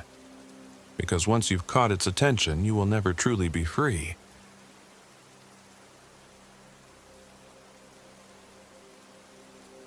My name is Caleb Green. I'm 29 years old. This happened in October of 2022, and I'm still not entirely sure if what I experienced was real or if I just lost my mind out there. But I know I came back different. I can't unsee the things I saw, and I can't unfeel the cold terror of that place, even on warm autumn nights when I'm safe in a bed, surrounded by normal life. People keep telling me time will help me process this. I don't think they understand what really happened. I drove out to Panthertown Valley, a part of the Nantahala National Forest in North Carolina, determined to spend a week by myself. I wasn't naive enough to think of it as a relaxing vacation. I wanted solitude to reflect on my life, especially on my recent breakup, which had left me disillusioned and raw. In the last year, I'd become the kind of person who was always on edge, always second-guessing. Getting away from civilization for a while sounded like the perfect remedy. I'm no survival expert, certainly not a veteran or anything, but I've gone camping often enough to handle most routine challenges. My German Shepherd, Bandit, was my companion. If I got lonely, I knew he'd keep me grounded. It was early October when we headed into the forest. The drive itself was serene. Winding roads cutting through the foothills, bursts of red and gold leaves just starting to show. As we got closer to our trailhead, the cell service dropped, and the roads turned narrower, hugging the mountainsides. That was exactly what I wanted. No emails, no calls, no text messages. I remember turning off my phone on purpose, thinking, this is going to save my sanity. I parked at a small gravel pull-off, a place that was supposedly less trafficked. The main entrance to Panthertown Valley was a few miles away, and that area often saw more hikers. But I specifically chose an obscure path near Black Rock Mountain. I'd read about it on a map and in old online trip reports. People called it the back door into Panthertown. Less maintained, less obvious. I thought it was perfect. If I wanted real quiet, I couldn't just be near the easily accessible trails. I loaded my pack with enough supplies for about 5 days. I carried a GPS device, a topo map, a compass, extra batteries, and a decent amount of freeze-dried food and high-energy snacks. I had iodine tablets for water, a good tent, a sturdy sleeping bag. Everything seemed in order. With Bandit on a leash at first, we started the hike in. The trail was narrow, with overgrown brush. Bandit would occasionally pull against the leash, excited by all the smells. He was a big boy, about 3 years old, and more than capable of trekking through the woods. We made good progress, the undergrowth scratching at our pants, while overhead the canopy of pines and hardwoods filtered the afternoon sunlight. It was about a 4-hour hike to the general area I wanted to camp. By the time I found a reasonably flat spot near a creek, the sun was dipping behind the ridgelines. It was that first night that I sensed something was off, although I kept telling myself it was just my anxious imagination. After I pitched the tent, I gathered some firewood and made a small fire ring from stones by the creek. The night air was clear and cold, the moon bright enough to see by. I coaxed the fire along until it was crackling nicely. Bandit curled at my feet while I warmed some dehydrated stew. I remember feeling comforted by the star-filled sky. There's something freeing about it, like you're reminded how small you are, how little all your worries really matter. But near midnight, there was a scream. It echoed over the ridges, far away but loud enough that it rose above the quiet hush of the forest. It was a high, keening sound, almost human but not quite. Bandit leapt up, ears pinned back, hackles raised. I stood, letting my eyes scan the tree line. The firelight flickered, casting dancing shadows that made everything look as if it were moving. I couldn't see anything. I forced myself to breathe slowly. Could be a fox or a bobcat, I thought. They sometimes let out sounds that mimic a woman's scream. I sat back down and tried to calm Bandit, who kept staring into the dark. After a while, the forest was silent again. I was on edge, but I tried to push that nagging fear to the back of my mind. Right before turning in for the night, though, I noticed the flames in the campfire flickered pale blue for a moment. It happened so fast I almost convinced myself it was a trick of the eyes. Then the wind picked up and scattered embers, forcing me to stomp them out. I let the fire die down to coals and retreated into my tent with Bandit. Despite my unsettled nerves, I eventually fell asleep. When I woke up the next morning, I felt a moment of pure disorientation. The interior of my tent was oddly dark, darker than it should have been at dawn. I fumbled for my phone, turned off, of course, to check the time. 10 a.m. I nearly jumped. I hadn't slept that late in years, especially not while camping. Bandit was still curled next to me, quiet. Usually, he'd be pawing at me to go out by 7 or 8. I unzipped the tent flap and found the forest drenched in daylight. Immediately, I realized the morning was almost gone. That was weird enough, but I tried to shake it off. Bandit and I stepped outside, and I saw that my little campfire ring had been disrupted, almost like someone or something had shoveled out the coals. The stones were scattered. The ashes were cold, despite me letting the coals burn fairly hot before I slept. It was as if the fire had been extinguished hours earlier than I expected. There was no sign of footprints, though, and nothing was missing. I decided it must have been an animal. Maybe a raccoon was poking around. I moved on with my day, heating a quick breakfast over my camp stove. But as I was preparing to head out on a day hike, I noticed my compass was acting strangely. The needle kept drifting, refusing to settle on north. And when I turned on my GPS device, it wouldn't pick up a signal. That made me tense. Both a jammed signal and a faulty compass in the same morning. It felt like a lousy coincidence. I had extra batteries, so I swapped them in, no change. I tried ignoring the technology, double-checking my map.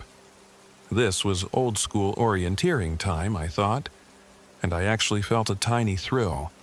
I'd studied enough to do it. If technology was giving up, I'd do it by the map.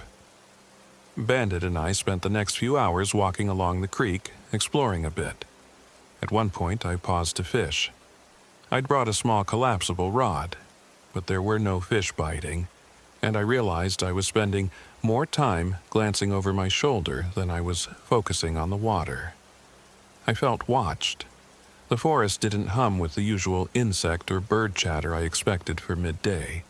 It was strangely silent, as though everything was holding its breath. That afternoon, we returned to camp. No sign of intruders, so I started to relax again.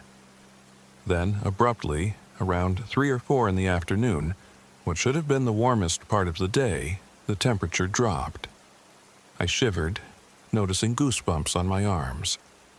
My watch read 3:15 p.m., but the sun was already sinking behind the trees like it was late evening. I thought maybe the ridgeline was blocking the light, but it felt like dusk. The birds that typically sing before sunset were already calling out. Confused, I checked my watch again, shook it, tapped on the face. It continued to show 3:15. Looking at the sun in the sky, I would have sworn it was at least 6 o'clock or 6:30. That unsettled me enough that I decided not to wait any longer to start a fire for the night. This time, I built it larger, if for no other reason than to feel more secure. I kept Bandit close, giving him a good meal. He seemed on edge. He would stare into the woods, lips pulled back. Sometimes he'd let out a low rumble. Dogs sense things we can't, right? That's what I was telling myself. While I was tending the fire, I heard branches snapping behind me. That's never a pleasant sound in the wilderness, especially not with so much else going wrong. I spun around, brandishing my little hatchet. A man stumbled out of the brush, arms raised, calling, "Whoa, hey! I'm sorry. Friendly, I promise." He wore a worn backpack, a flannel shirt, and cargo pants. He was about my age, give or take a couple years. I noticed he was remarkably clean for someone who claimed he'd been out there for days. No mud or dust on his boots. Even his hair looked recently washed. I lowered the hatchet but kept it in hand. "Who are you?" He gave a grin that was too wide, too relaxed. "Name's Jake Wyatt. I've been backpacking for a few days. Well, trying to. My gear's not the best, I guess. I got turned around. Mind if I join your camp for the night?" I hesitated. The cardinal rule of courtesy in the wilderness is you help each other if needed. But something about him put me on edge. Then again, I couldn't justify refusing him. I forced a friendly smile. "Sure, I'm Caleb. This here is Bandit. I got a little extra wood if you want to toss your tent over there." Jake walked around the campsite, taking it in with curiosity. He made small talk, how he was from out of state, how he'd heard Panthertown was beautiful, how he'd run out of phone battery 2 days ago, and so on. The stories felt rehearsed to me, but I couldn't call him out without evidence. I said, "Well, it's nice to have some company out here. I'm cooking a freeze-dried meal. You hungry?" Jake shook his head, wincing. "Honestly, the smell it's a bit much for me. I had a big lunch. Don't worry about me." It struck me as bizarre that he found the smell of cooking dehydrated beef stew to be too much. After a day or two of real hiking, you'd be grateful for almost anything resembling a hot meal. I brushed it off. Maybe he was just squeamish about other people's camp stoves. Night fell quickly. I asked him where his campsite was before. He hesitated, said something vague about down by the old logging roads, then changed the subject, prying into my personal life. He asked if I was out here alone, if anyone knew where I was. That put me on full alert. I tried to remain friendly in my answers, though I gave him as little info as possible. He seemed pleasant on the surface, but his gaze was too intense. Bandit didn't like him either. My dog refused to lie down near him, instead standing with his hackles raised any time Jake got too close. Not long after, I felt exhausted, more than I should have been. I excused myself to my tent. Jake said he'd set up his tent nearby.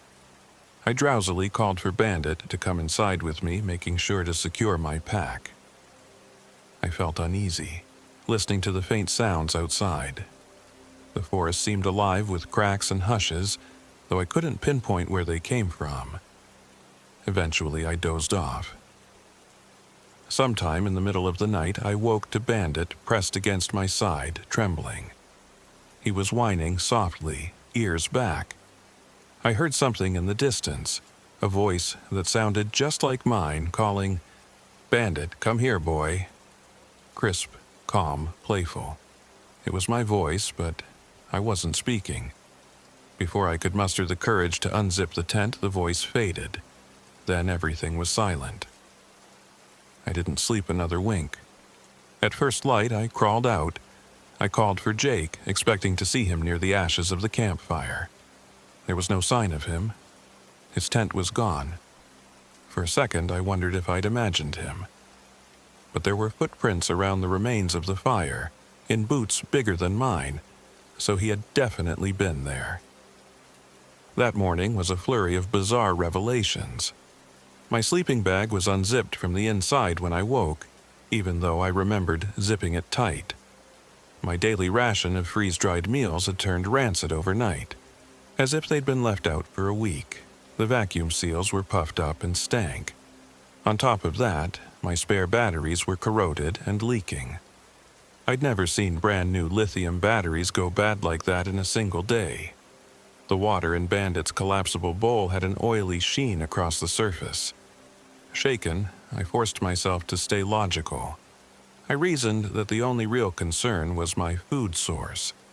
I still had some energy bars in a separate container, and my water was still potable from the creek, after boiling.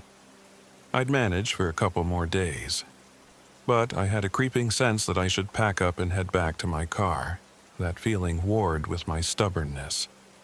I'd come out here to prove something, to find peace. One more night, maybe two, then I'll go. I spent the afternoon trying to reorient.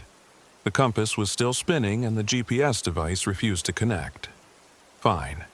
I'd follow the topographic map using landmarks. I marked my location near Black Rock Mountain and planned an alternative route out the next morning. Meanwhile, I'd gather more firewood and make sure Bandit was well fed on the leftover dog kibble.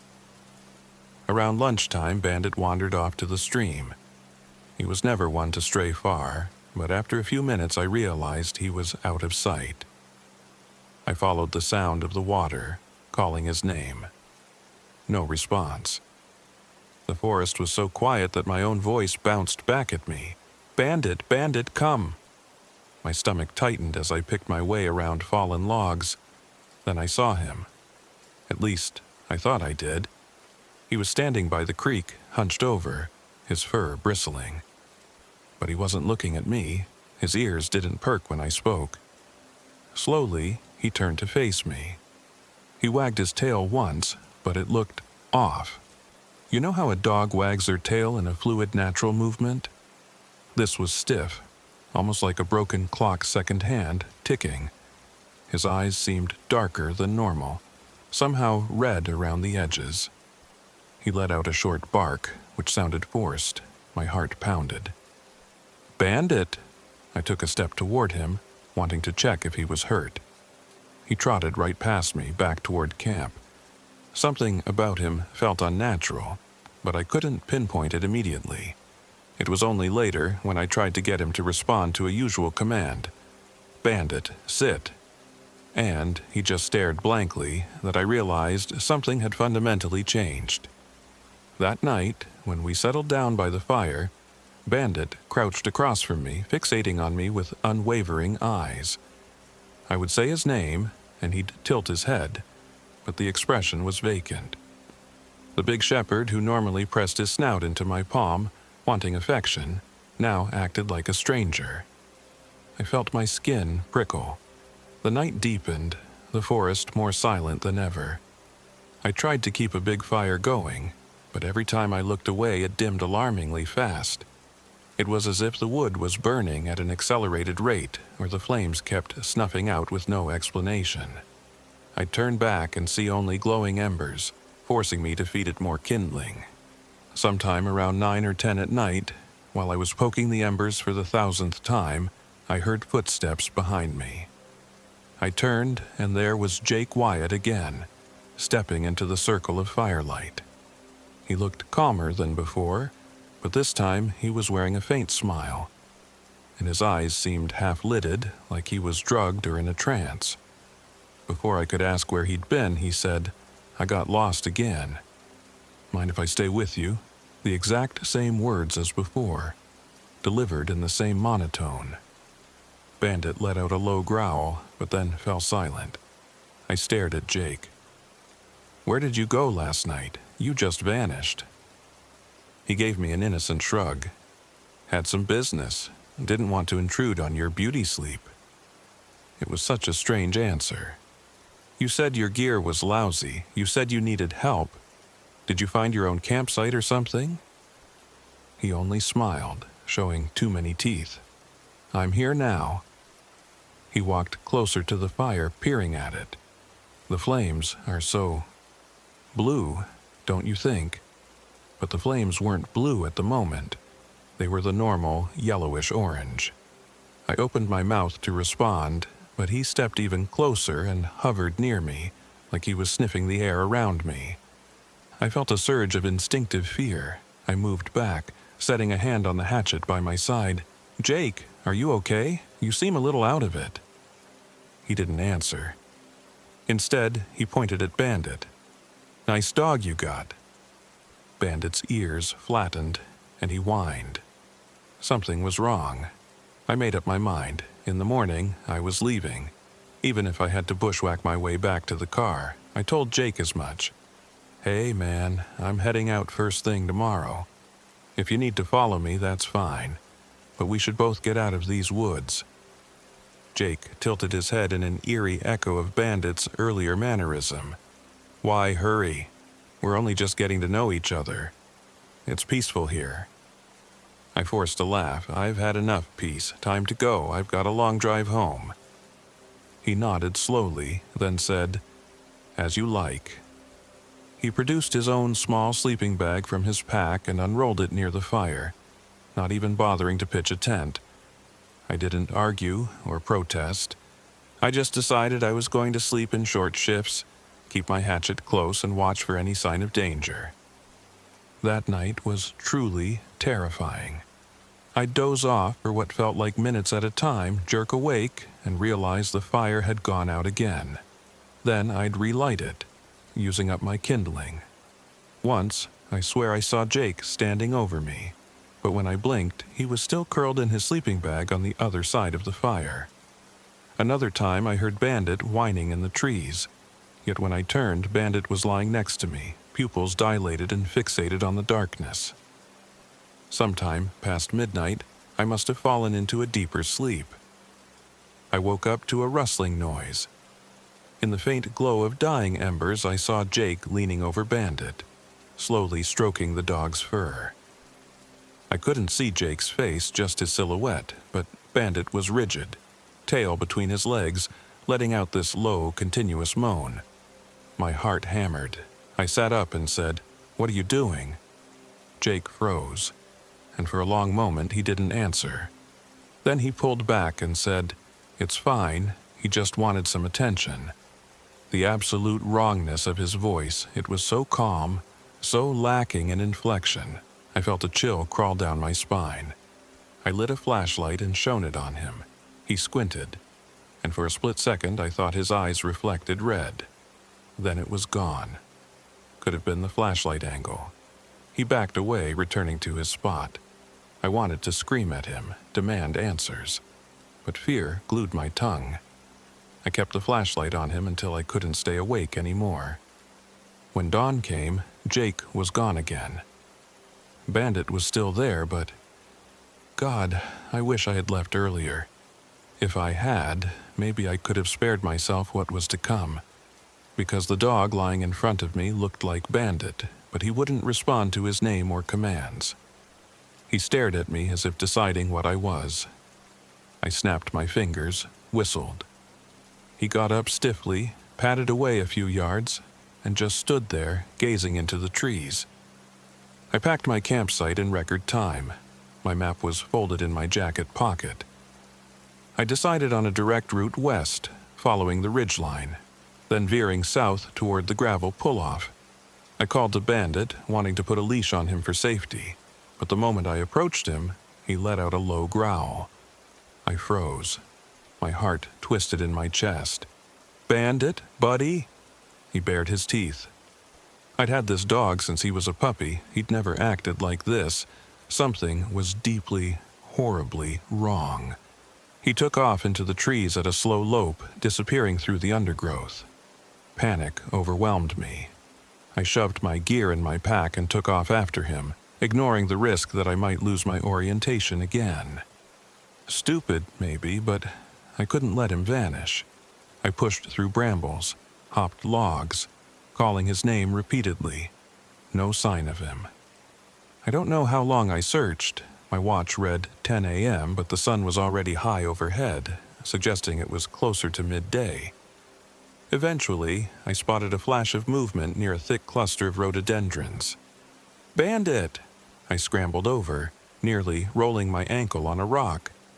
I reached the spot, parted the brush, and my blood turned to ice. I saw fur. Real fur. Shredded clumps of it. I stepped closer and realized it was Bandit's body, or what was left of it, half buried in pine needles. His back was torn open as though something had forced its way inside him from behind. My knees threatened to buckle.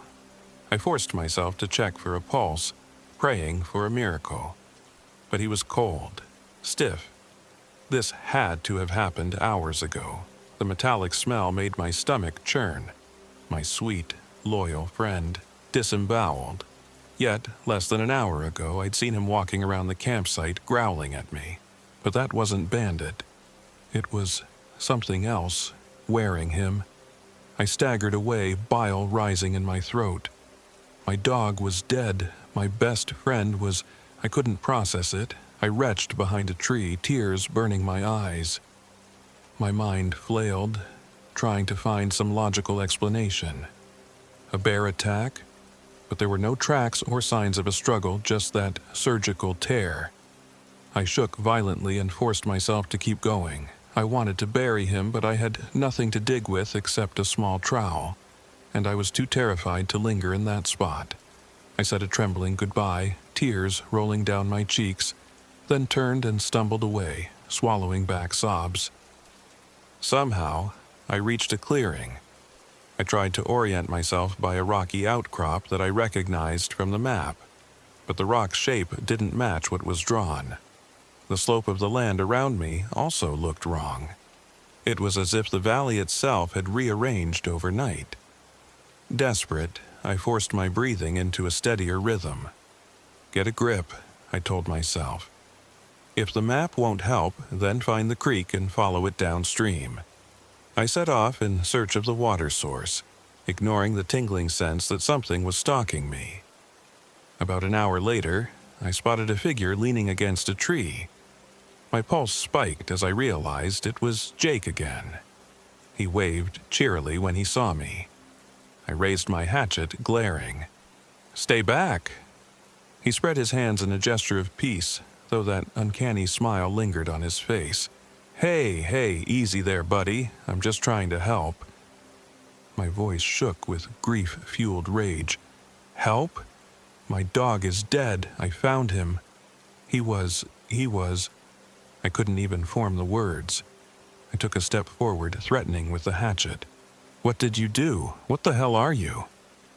Jake's eyes flickered with something like amusement. "Dogs wander off. It's the wilderness." Then, in a flash, he cocked his head, as if listening to something in the distance. "There are older things in these woods than you or me," he murmured, sounding almost reverent. "We walk in their domain." I wanted to kill him right there. My mind screamed he was responsible. But I was also shaking. I didn't know if he was some deranged psycho or if something else was controlling him. Could he have orchestrated what happened to Bandit? My eyes locked on the muscles of his arms, checking if he had the strength to tear a dog open.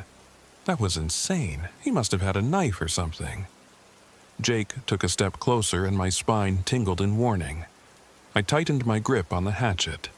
"Stay the hell away from me," I hissed. "I'm going back to my car. Don't follow me." He flashed a grin. "You sure you know the way?" Then he pointed to the watch on my wrist. "It's lying to you, you know. Time isn't moving the way you think." I lowered my gaze to my watch. It was frozen at 8:45 a.m. That was impossible. It had changed times just a short while ago. I fiddled with the dial, nothing. The second hand was stuck. The forest was bright enough that it felt like noon, maybe later. I looked up and saw Jake was walking away into the trees, humming a strange tune. The meager sunlight filtering through the canopy didn't match the position of the sun I'd expect for midday. It felt earlier, or maybe later.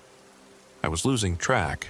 I took off in another direction, not wanting to be anywhere near him. For hours I trudged through undergrowth, forging my own path. But I made no progress. The ridges seemed to form a maze, and every time I thought I recognized a landmark from the map, the surroundings changed. Once, I swore I saw my old campsite from 2 days ago, but the clearing was on the wrong side of the creek. I found a battered tree with claw marks so high it looked like something enormous had raked it. Worse still, I kept hearing sounds in the distance, my own voice calling my name. "Caleb! Caleb!" It reverberated through the pines, making me break out in a sweat. At one point, I smelled smoke, like a campfire. Desperate for human contact other than Jake's twisted presence, I followed the scent, hacking through dense brush until I stumbled into a small clearing. There, I saw a figure crouched near a smoldering pile of coals. Myself. It was wearing my clothes, my backpack, the same brand of boots. Its face was turned away, but I recognized my own posture, the shape of my shoulders. My throat squeezed shut, and I watched in stunned horror as the figure slowly turned its head to look at me.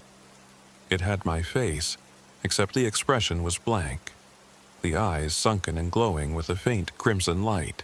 Then it spoke in a distorted version of my voice. "You're so tired. Let go." Adrenaline surged. I raised the hatchet and stumbled backward. The doppelganger smiled, lips curving in a painful contortion, eyes locked on mine. It repeated, "Let go. You're so tired. There's no more time." Then it reached out a hand. My chest constricted. I thought I might pass out from sheer terror. My brain refused to accept what my eyes were seeing. I turned and bolted, heart pounding in my ears. Branches lashed at my face as I fled, ignoring scrapes and cuts. I just needed to get away. When I finally stopped, panting, I had no idea where I was. The sky overhead was dimming. Nightfall, or so I thought, but my watch still read 8:45 a.m. My phone, which I tried switching on out of desperation, stayed black. The GPS device was dead as well. I found a boulder and collapsed against it, tears stinging my eyes. I murmured a hoarse apology to Bandit for not protecting him, for dragging him into this.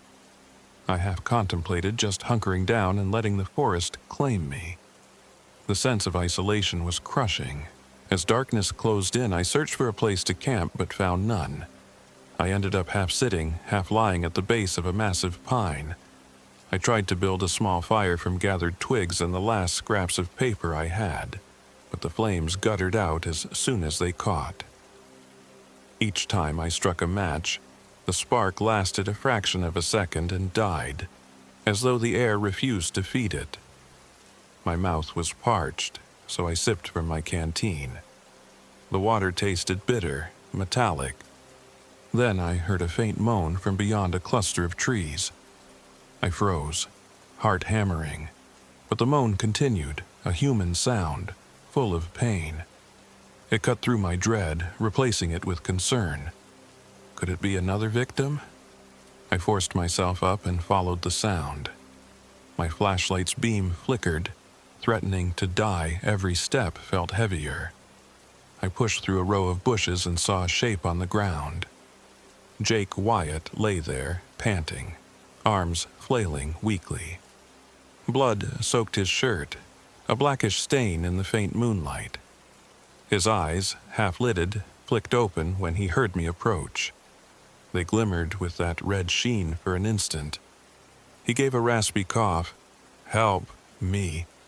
I should have turned around and run, but some instinct for compassion made me kneel.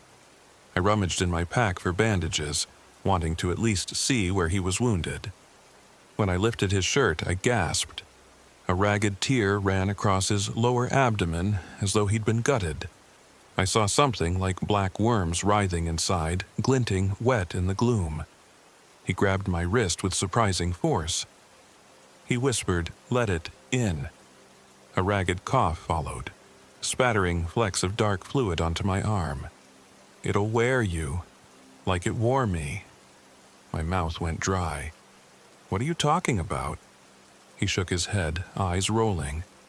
"I couldn't stop it. It's older than the mountains." Another cough, more black fluid. Then his fingers clenched around my wrist, nails digging in enough to draw blood. "We're all just vessels." His back arched in agony, and he emitted a guttural scream. My survival instincts kicked in, screaming for me to get away. I yanked my arm free, staggering back. He convulsed on the ground. To my horror, I saw his face blur, as though something beneath the skin was shifting. Then he went still. I hesitated, not sure if he was dead. Suddenly, his eyes snapped open and he lunged at me with a feral shriek. I swung the hatchet reflexively. The blade bit into his shoulder. He howled, stumbling. The skin around the wound glistened with that same black, worm-like substance. I yanked the hatchet free and swung again, aiming lower, severing tendon and flesh near his knee. He collapsed in a heap. He screamed, only it wasn't a human scream. It was the same shrill cry I'd heard that first night. The inhuman sound rattled in my skull. Terrified, I turned and ran, leaving him writhing on the ground. The forest seemed to warp around me, but I forced myself onward. Eventually, I found a slope that led to a creek. I slid down the embankment, half scrabbling, tearing my hands on rocks. The rush of water filled my ears, and I realized if I followed it downstream, I'd eventually reach a service road or a highway or something. It was my best chance. So I waded in, ignoring the cold that stabbed at my legs. I splashed through the shallow water, scanning the banks. At first, progress was good, though I slipped numerous times on algae-slick stones. I went on like that for what felt like hours. My heart hammered with fear that the creature, whatever it was, would come for me in the darkness. Occasionally, I heard movement behind me, or saw faint glimmers of red eyes in the shadows, but I never saw Jake again. At some point, my mind must have shut down. I remember stumbling, cutting my thigh on a jagged rock, and then everything went fuzzy. When I regained clarity, the sun was rising. My watch, still stuck at 8:45 a.m., was worthless, so I had no idea how many days had passed.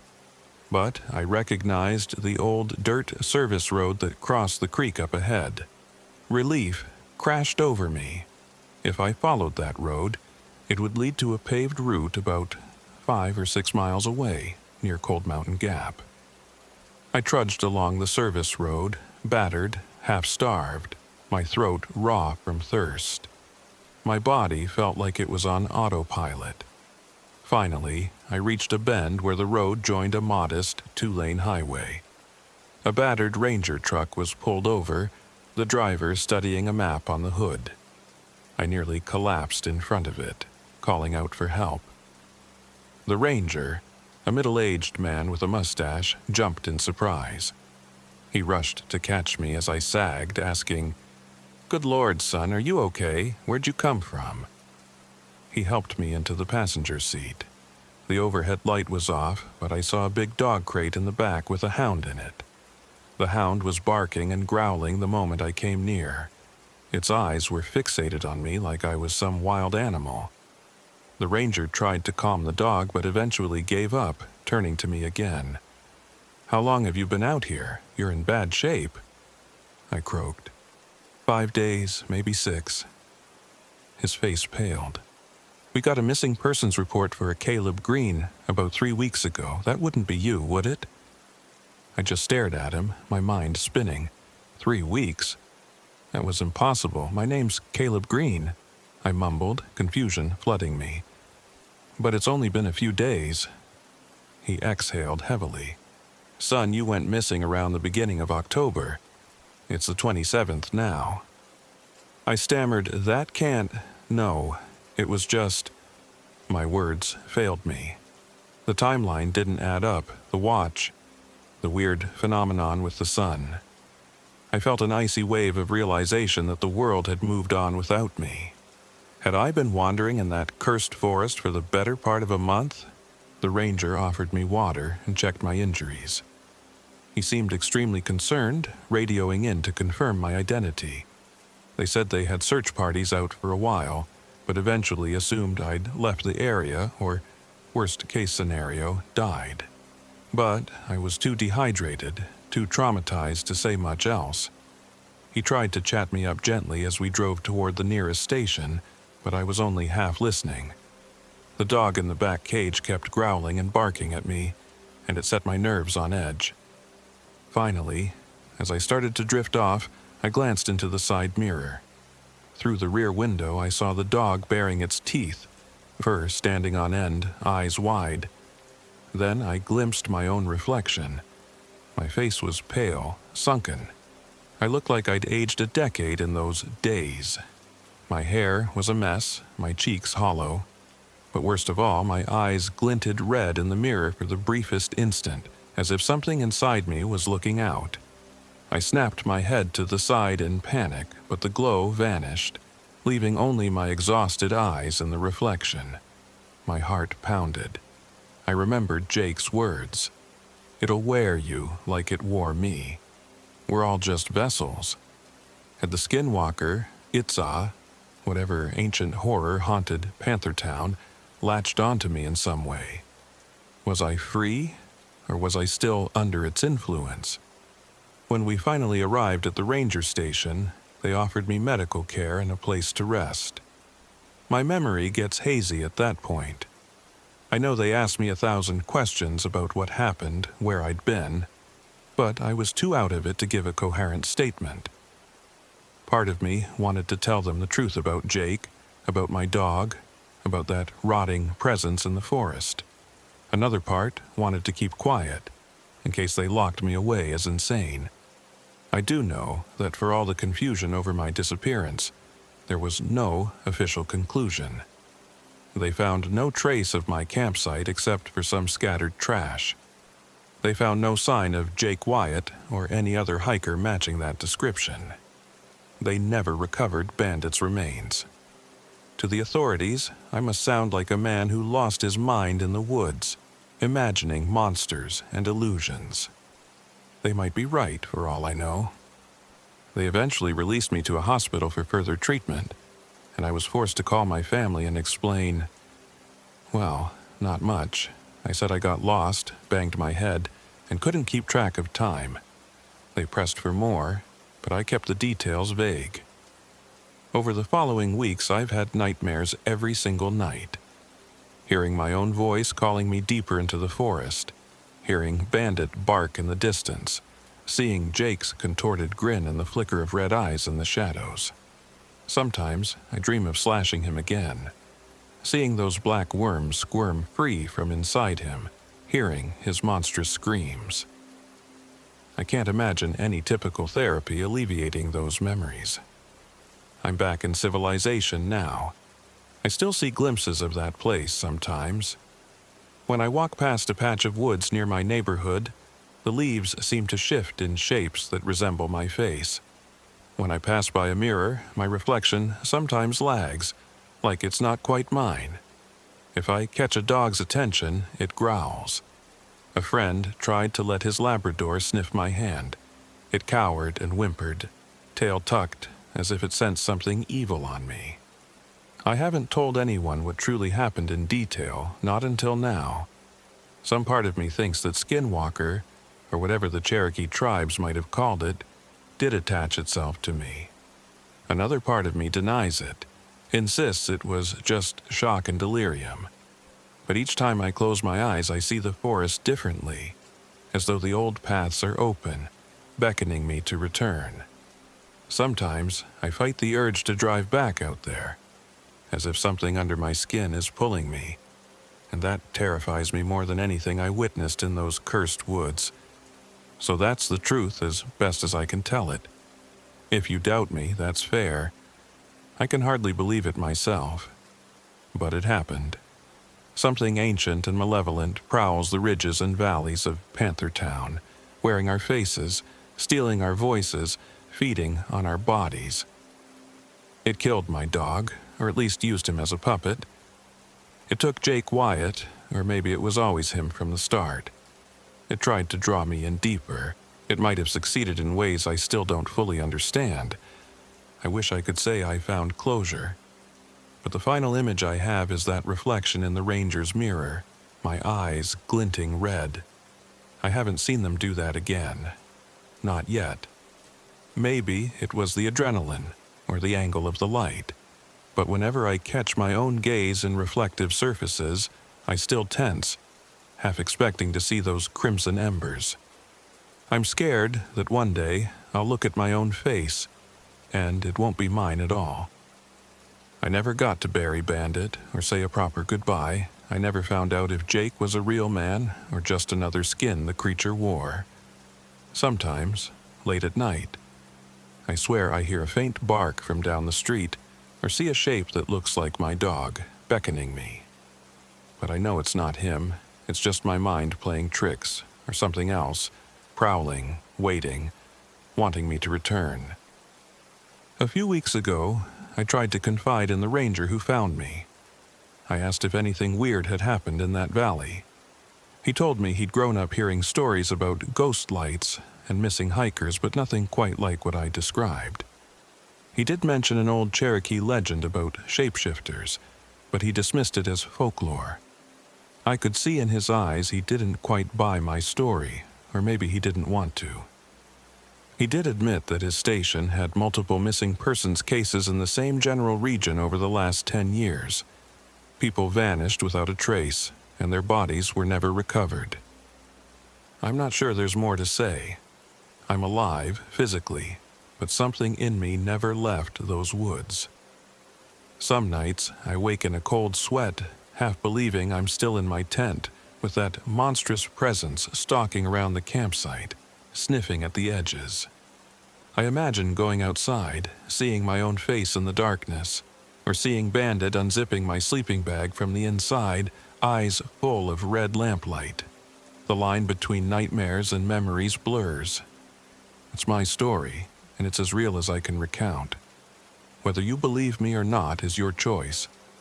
All I can promise is this: if you ever find yourself in the backcountry near Panthertown Valley, and you hear your own voice calling you from the trees, do yourself a favor. Don't follow it. Don't linger. Don't let curiosity get the best of you. Because what's out there doesn't just want to take your life. It wants to be you. And if you're not careful, you might never realize it's happened until you look in the mirror and see someone else staring back.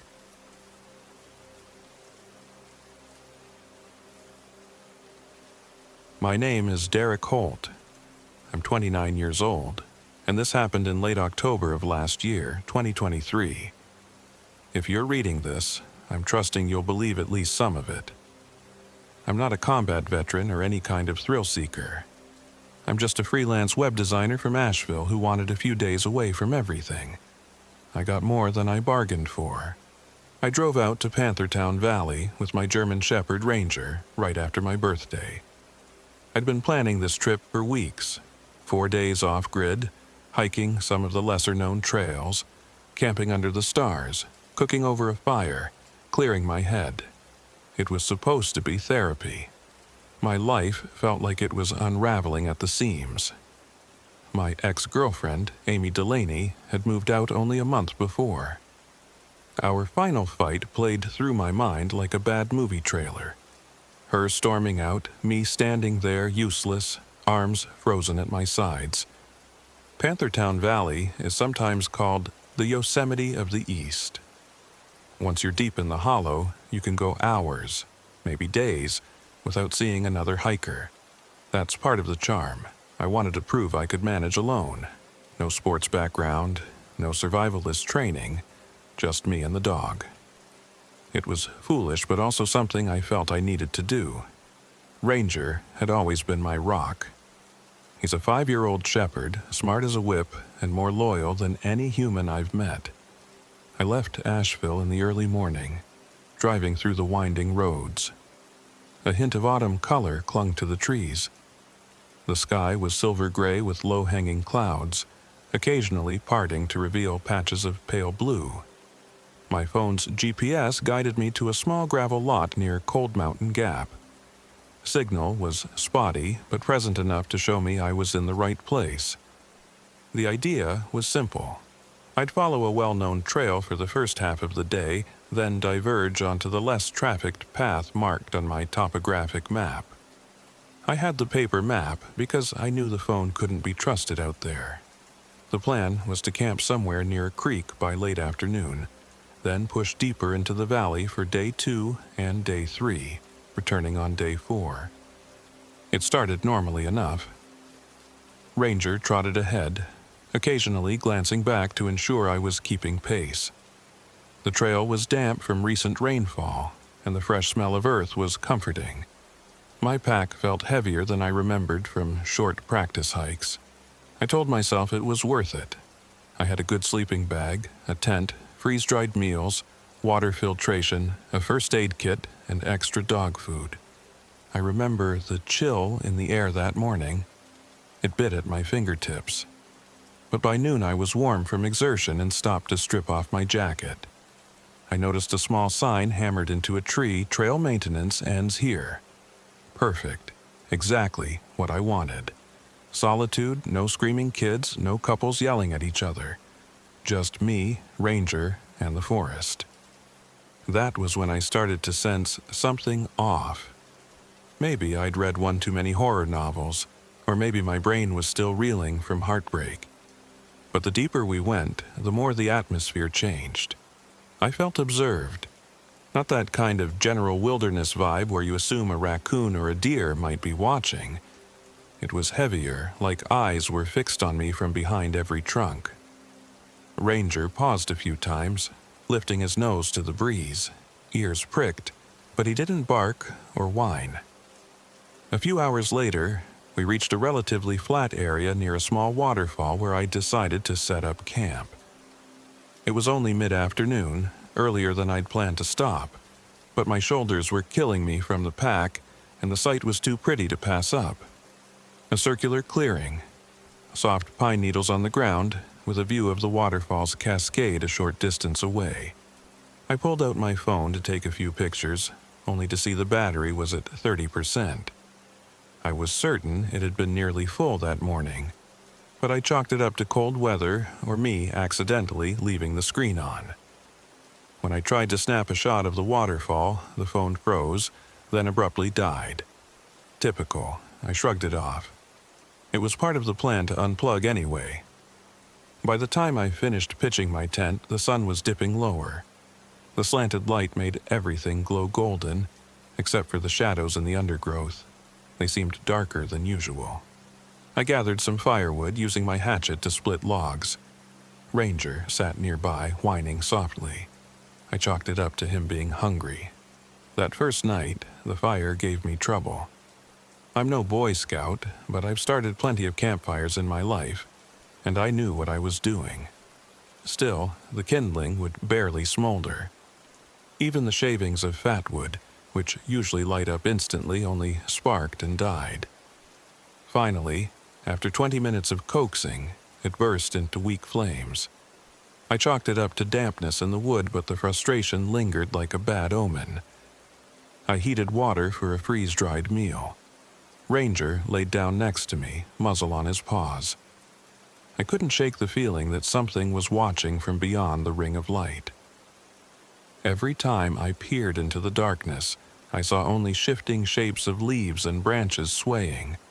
I forced a laugh at my own paranoia. No one was out here. Well, maybe a bear or a coyote, but that was it. I turned in early, zipping myself and Ranger in the tent. The rustling of the forest lulled me to sleep. I woke in pitch-black darkness, my lungs tight and burning with adrenaline. A scream echoed in my mind, but I wasn't sure if it had come from a dream or not. Heart pounding, I listened. Nothing. Not even the usual night noises. It was eerily silent outside. No crickets, no wind, no hooting owls. My mouth felt cotton dry. Ranger shifted at my side but didn't growl or bark. He was calm enough. Slowly, I let myself relax. Then I noticed my watch. I wore a cheap digital one for this hike. The display was flickering, as if it couldn't decide on the time. It blinked from 3:15 a.m. to 12 a.m. to random symbols. My phone was off, so I couldn't confirm the real time. The confusion settled in a knot in my chest, but I tried to ignore it. Must be a battery issue or moisture in the watch. Eventually, I dozed off again, lulled by Ranger's steady breathing. Morning came, pale and cold. I unzipped the tent to find something strange.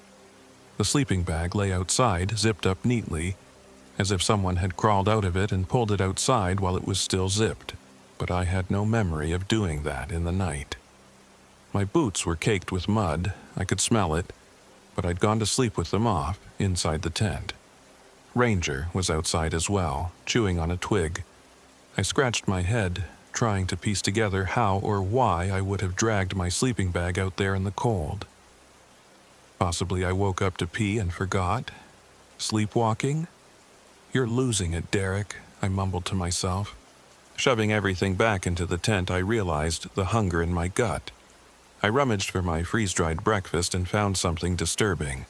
The packaging had yellowish slime on it, inside the sealed bag. The vacuum seal was intact, but the food looked partially rotted, spotted with mold.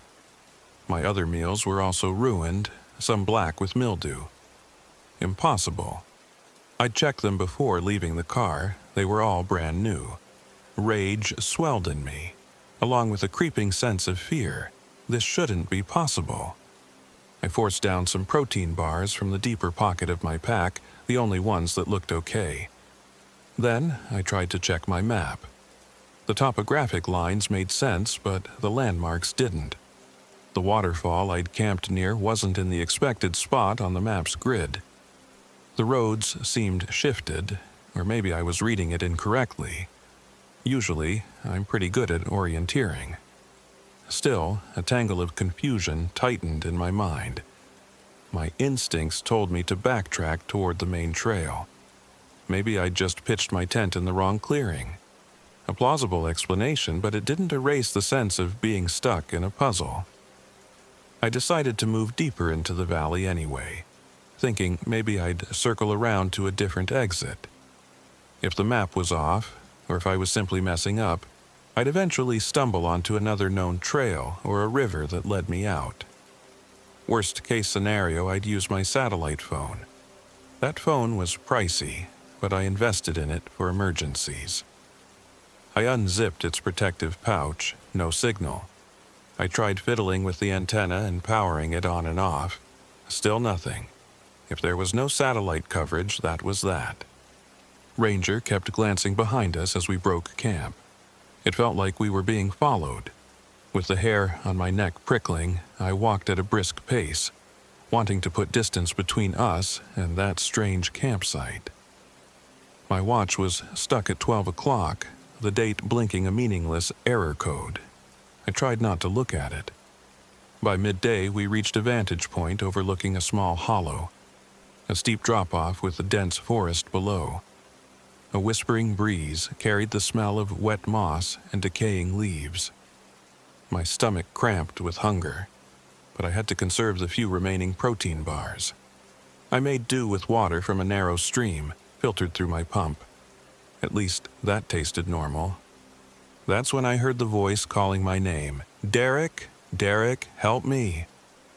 It came from the trees to my left, faint but unmistakable. I froze, scanning the brush. Ranger perked up, growled, then abruptly sprinted in that direction. "Amy?" I gasped. It was her voice, or it sounded like it. My stomach churned with confusion. There was no possible reason for her to be out here, but it was definitely a woman's cry, and it had that same timbre. I dashed after Ranger, heart throbbing in my ears. We wove through thick undergrowth, the path barely navigable. The voice called again, closer. "Derek, please!" I burst into a clearing of stunted trees and boulders. Nothing but silence. Ranger sniffed the ground, pacing, whining. The wind carried a faint echo. My own name repeated a few times as if bouncing off invisible walls. Then it faded, nothing else. I yelled back, "Hello, where are you?" No response. The forest swallowed my voice. We lingered for half an hour, scouring the area. No footprints, no signs of a person. Eventually, the adrenaline wore off, replaced by a wave of cold exhaustion. I had to keep moving. My heart sank, though. Either I was losing my mind or something was messing with me. By mid-afternoon, clouds piled in, and a damp chill clung to the air. I started setting up the next campsite in a spot half sheltered by a rocky overhang. At least I had cover from potential rain. I gathered wood again, but as I struck a match, I had a jolt of déjà vu, like I was repeating the same sequence of actions from the night before. The damp wood refused to catch. By the time it finally lit, the sun was nearly set. That night, I heard scuttling outside the tent, slow steps circling. Ranger growled softly. I grabbed my headlamp, unzipped the tent flap, and shone the light around. It cut wide arcs through the black. No immediate shape or figure. Then, in the distance, I saw a flash of eyes reflecting the light, too tall to be any normal animal, swaying side to side. I blinked, and the eyes vanished. Fear hammered in my veins. I decided to stay awake for a while, stoking the meager fire. Eventually, my exhaustion overwhelmed me. Against my better judgment, I slipped back into the tent, whispering to Ranger, "Wake me if you hear anything." As if he understood, he rested his chin on my leg, watchful. I don't know how much time passed before I jolted awake. It was dark. My watch blinked nonsense. Outside, the campfire was completely snuffed out. I felt the same suffocating quiet as the previous night. Ranger was gone. Scrambling out of my sleeping bag, I unzipped the tent, calling his name. No response. My flashlight revealed footprints leading away from the campsite. I recognized the pattern as my own boots. That made no sense. 2 sets of human footprints, another set of dog prints. They led into the deeper trees. A nerve sparked in my brain. Why was I apparently walking around out here? "Ranger!" I shouted, voice cracking. No echo, no wind. I followed the tracks, shivering in my thermal underwear, boots hastily laced. The footprints were fresh, pressed into the wet ground. They weaved around trunks and over fallen logs. My pulse thundered in my ears. Finally, after maybe 5 minutes, I found Ranger near a thicket. He was standing perfectly still, ears erect, staring at me.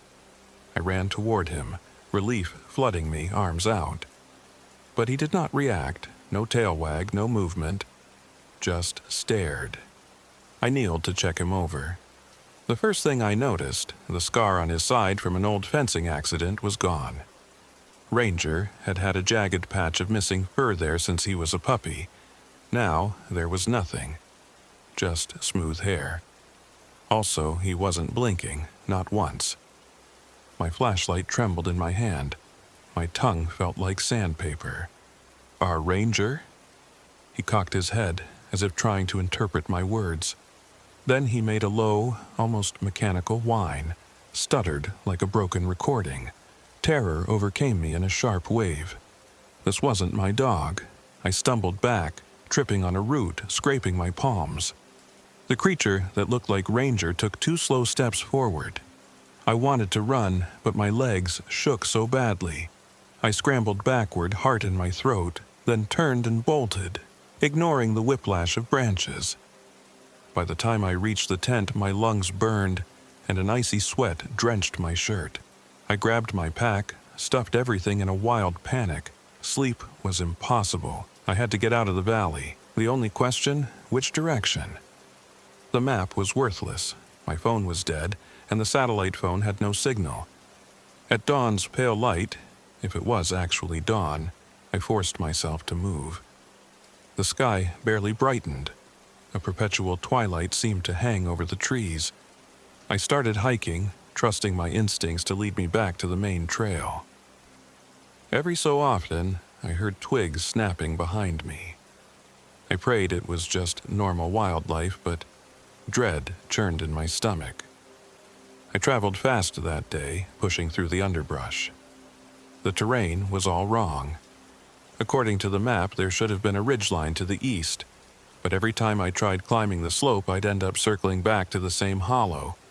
My watch flickered random times. 2:17, 11:59, 4:03. Nothing matched the sun's position. The hunger gnawed at me, but I'd lost all appetite. I forced myself to drink water to stay alive. Sometime in the afternoon, I heard my name again, in my own voice. "Derek, over here." I froze. The inflection was the same as me, but the pitch was slightly too high or too echoey. Then another voice from somewhere behind me calling, "Help me!" That was Amy's voice again, but twisted like it was coming through a radio with poor reception. I didn't take the bait. I moved, half jogging, half stumbling, ignoring the tears that threatened to blind me. My ex's voice represented every regret in my life, every feeling of failure. The presence in these woods was using it against me, but how? Near midday, according to my gut sense of time, I stumbled on a deer path that led me to a gently sloping ridge. At the top, I found a vantage point of the valley. Relief warred with dread. I saw a small structure below, a weather-beaten cabin or ranger station. It was maybe half a mile downhill, real civilization. My steps faltered. Could it be a trap? Or was it genuinely salvation? Desperation made the decision for me. I hurried toward it. The half-mile felt like hours. The slope was too steep to jog safely. Twice, my boots slid in wet leaves, sending me sprawling. My palms and knees were muddy and scratched, but I was close to rescue, so I pushed on. As I descended, an odd hush enveloped the forest. No birds, no wind, just my ragged breathing and the crunch of leaves. I scanned the trees for movement, half expecting to see ranger or something else. Nothing. The structure turned out to be a rustic ranger station. A squat building with a wooden porch and a small sign overhead. A battered pickup truck was parked to one side, covered in pine needles. Could I be that lucky? Maybe I'd find a real ranger, someone who'd get me out. A wave of relief replaced the gnawing anxiety in my gut, at least momentarily. Approaching the door, I saw a faint glow through the window. Flickering fluorescent lights. My stomach clenched with anticipation. I knocked, my voice cracking as I called, "Hello? Anyone here? I need help." After a few seconds, the door opened. A park ranger in a green uniform looked at me from behind a short beard. His name tag read Jones. He had tired eyes but a calm face. "You all right?" he asked. A normal voice. That alone nearly made me sob with relief. "Thank God," I croaked. "I got lost. Something's wrong with my map and—" I broke off, trying to gather my thoughts. He stepped aside, ushering me in. The station's interior was lit by harsh fluorescent tubes that buzzed overhead. A small desk, a back room, a radio set. On the desk was a half-eaten sandwich. "Take a seat," Ranger Jones said gently, pointing to a wooden chair. "You look rough. Let me get you some water." I sank onto the chair, my legs trembling. "Thank you," I mumbled. I appreciate it." He handed me a bottle from a mini-fridge. I gulped it down. The water tasted normal, maybe a bit stale. Still, I was grateful. He asked me some standard questions. Name, reason for being out there, how many days I'd been lost. I told him my best guesses. My timeline felt fuzzy, but I was sure it had only been 2 or 3 nights. I hesitated to mention the unnatural events. Then I decided I had to warn him. "There's something out there," I said. "I know how this sounds, but it looks like my dog, except not. And it can mimic voices. My voice." Ranger Jones's brow creased. For a moment I thought he'd laugh me out of the station, but he just nodded slowly. "Panthertown's known for local legends," he said, voice low. "Some folks say there's an old presence, others talk about illusions or time slips. I've heard rumors." My jaw dropped. "You believe me?" He rubbed the back of his neck. "I've heard enough crazy stories over the years to keep an open mind. Also, you look genuinely terrified. Not the first to come in like that." Relief spread through me like warmth. "So, you can help me get out?" "That's the plan," Jones said. "Let's see if the radio's working. We can call for backup or at least let folks know we're here." He fiddled with the old radio set. Static filled the air. He tried different frequencies, calling out with professional calm. "Ranger station to base, do you copy?" Silence. He tried a few more channels. The static hissed and popped, but no response. "Damn," he muttered. "Might be the weather messing with the signal." He turned it off. "Any chance your truck works?" I asked. He gave me a sheepish grin. "It was working fine. I came up here to replace some signage, but the starter died this morning. The battery's shot. I was about to head back on foot to the main road." A rising panic threatened to break my composure. "So, we're stuck?" He shrugged. "We can hike out together. It's not more than 7 or 8 miles to the main forest road if we follow the right route.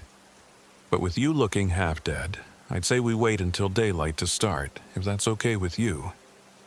I nodded, rubbing my temples. Daylight, or what passed for it in this cursed valley, might be safer. I felt a crushing exhaustion, so the idea of resting under a solid roof sounded heavenly. "All right," Jones said, removing his hat. "We'll hole up here for the night. You can sleep in the back room if you like. There's a cot." I stood, limbs protesting. "Thank you, that's perfect."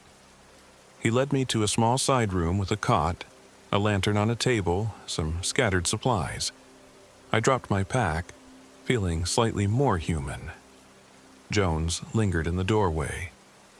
"You sure you're all right? You're pale." I forced a small laugh. "Just hungry and exhausted." He nodded. "I've got some spare rations. I'll bring them in. Then get some rest. Don't worry, I'll keep watch." I almost cried. "Thank you, man. I owe you my life." He patted the door frame. "No problem." I sat on the cot, head spinning. Was it really over? Could I be safe now? Then I realized I should fill him in on all the details. But I was too tired to talk. I heard him rustling around in the main room. When he came back, he handed me a pouch of dried fruit and jerky. My mouth watered. I devoured them, feeling my energy return, even if slightly. "Get some sleep," he said quietly, stepping away. The cot squeaked under my weight as I lay down. My eyelids were heavy. For the first time in days, I actually felt safe enough to rest properly. I must have slept for hours. At some point, I drifted into a half-dream state, replaying the events in the woods.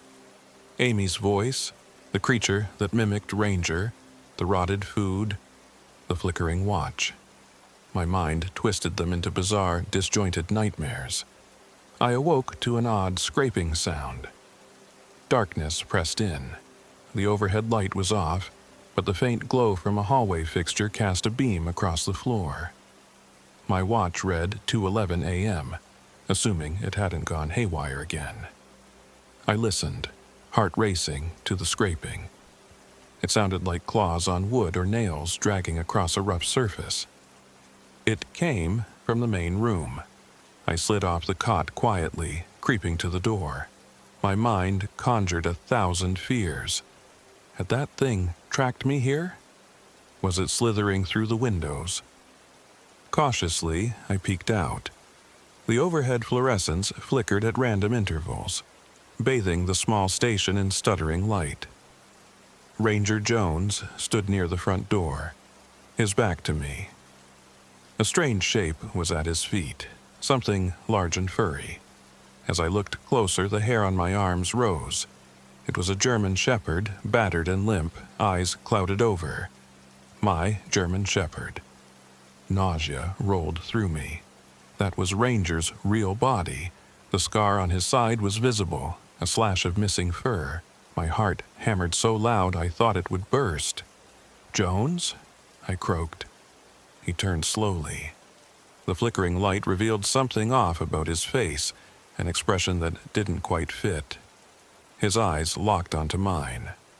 "He came scratching at the door," he said in a monotone, "but he died an hour ago." I noticed a wet stain of blood near the dog's mouth. My stomach churned violently. I forced myself to breathe. This was some fresh nightmare. Jesus, that's my dog, I stammered. Jones nodded solemnly. What did you bring into my station, Derek? His tone was accusatory but flat. No real emotion. I don't know, I whispered. Something followed me, a creature that took Ranger's form. A spark lit in Jones's eyes. The overhead light flickered again. In that split second of darkness, I swore his silhouette shifted, limbs elongating, then snapping back to normal when the light returned. My heart dropped. "Where's that thing now?" he asked, voice resonating with an odd echo. I swallowed. I don't know. I thought... He turned from me abruptly, looking down at Ranger's body, which he dragged onto a plastic tarp near the door. The scraping sound, I realized, was him pulling the dog's body across the floor. "It's not safe," he muttered. "It can take shapes, faces." A beep behind me made me jump. I spun around, seeing the radio's lights blinking. Was it receiving something? I almost moved to check it, but a wave of dread held me back. Something about Jones's posture was all wrong. His shoulders were too high, his neck arched at a painful angle. "Didn't you say your truck's battery was dead?" I asked quietly, trying to break the tension. No answer. He just stared at the corpse. The overhead light flickered again, and this time I heard bones crack, like someone rolling their neck too far. My throat went dry. "Jones?" My voice quivered. He twisted his head toward me. The corners of his mouth twitched upward in a smile that stretched too wide, teeth clenched in a rictus grin. "I know where it is," he said in a hollow whisper. "I know how to find it."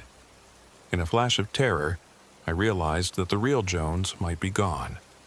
Maybe this was the creature wearing Jones's face. Or maybe the thing had possessed him. It explained the bizarre stance, the monotone voice, the unnatural angles. My mind screamed to get out of there.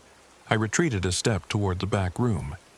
He stepped toward me, the fluorescent lights flickering overhead again and again, each strobe capturing him in a slightly different pose, like a surreal stutter. My foot bumped against the cot. I thought of grabbing something to defend myself. The only weapon I had was a hatchet in my pack. But in that moment of panic, I froze. Adrenaline surged, hammering my chest. Jones's lips parted as if to speak, but instead he let out a sound. A multi-layered wail, like a dozen voices howling in agony. Blood dripped from his mouth. His body convulsed, then steadied. "We're hungry," he hissed. Or maybe it wasn't him speaking. It was something else speaking through him. That was the final straw. I hurled myself sideways into the back room, grabbing my pack. My fingers closed around the hatchet handle. Behind me, I heard footsteps, then the scraping of nails on wood. "We're hungry," the voice repeated, more guttural. He or it lunged into the doorway. In the flickering light, his arms lengthened grotesquely, fingertips hooking into claws. His eyes bulged, swirling with black. He advanced, step by step. My heart hammered so wildly I couldn't think straight. But some shred of survival instinct kicked in. I swung the hatchet.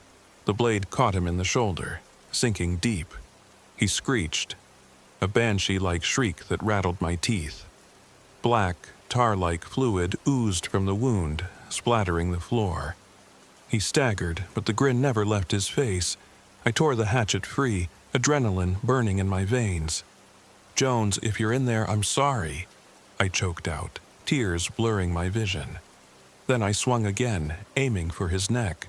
This time, he caught my wrist in an iron grip. Pain flared. I nearly dropped the hatchet.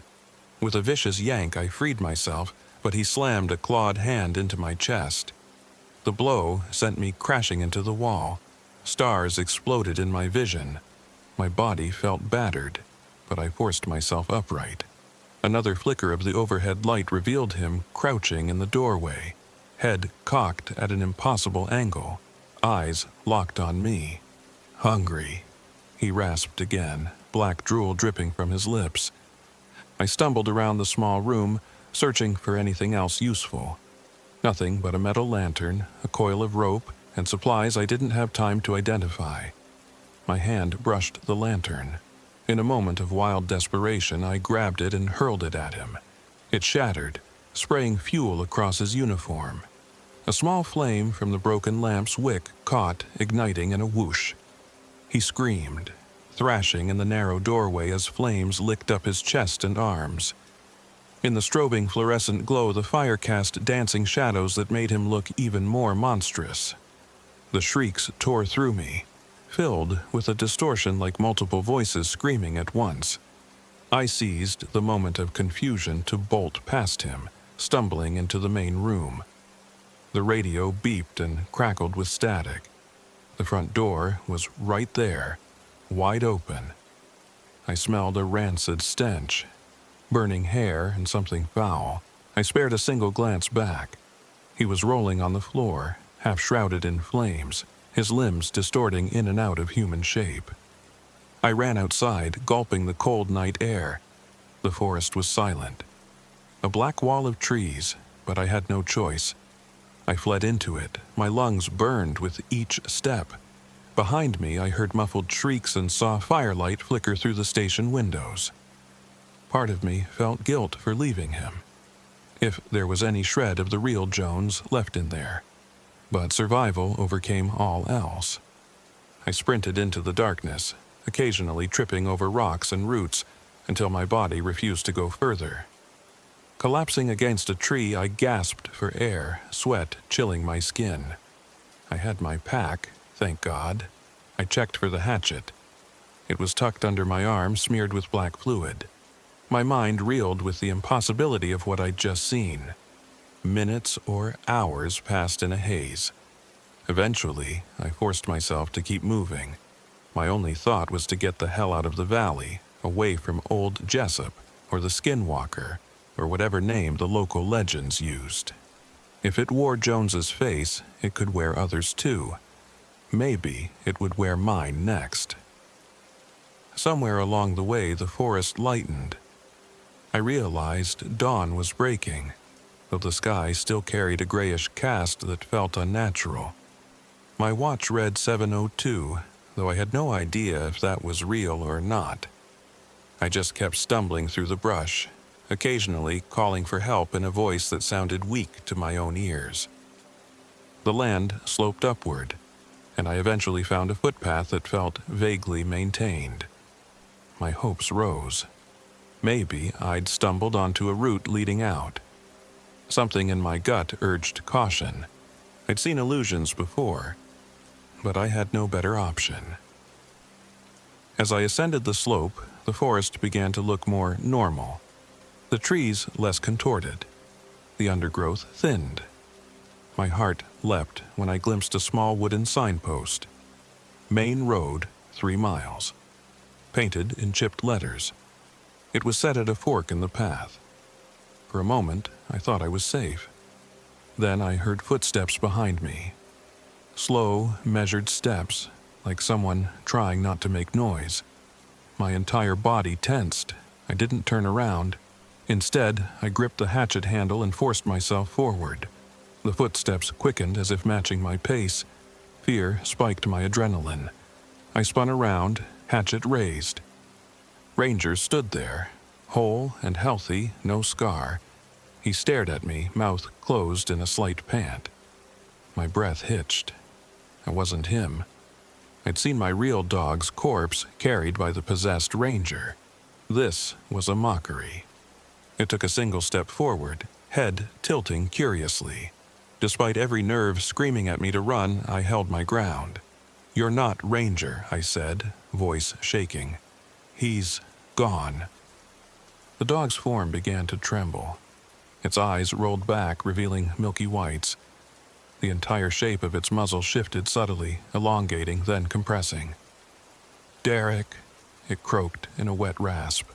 My own name from a dog's mouth. I choked on a sob. This was too much. My mind reeled, wanting to snap in half, but some primal survival instinct flared within me. I raised the hatchet. "Stay away!"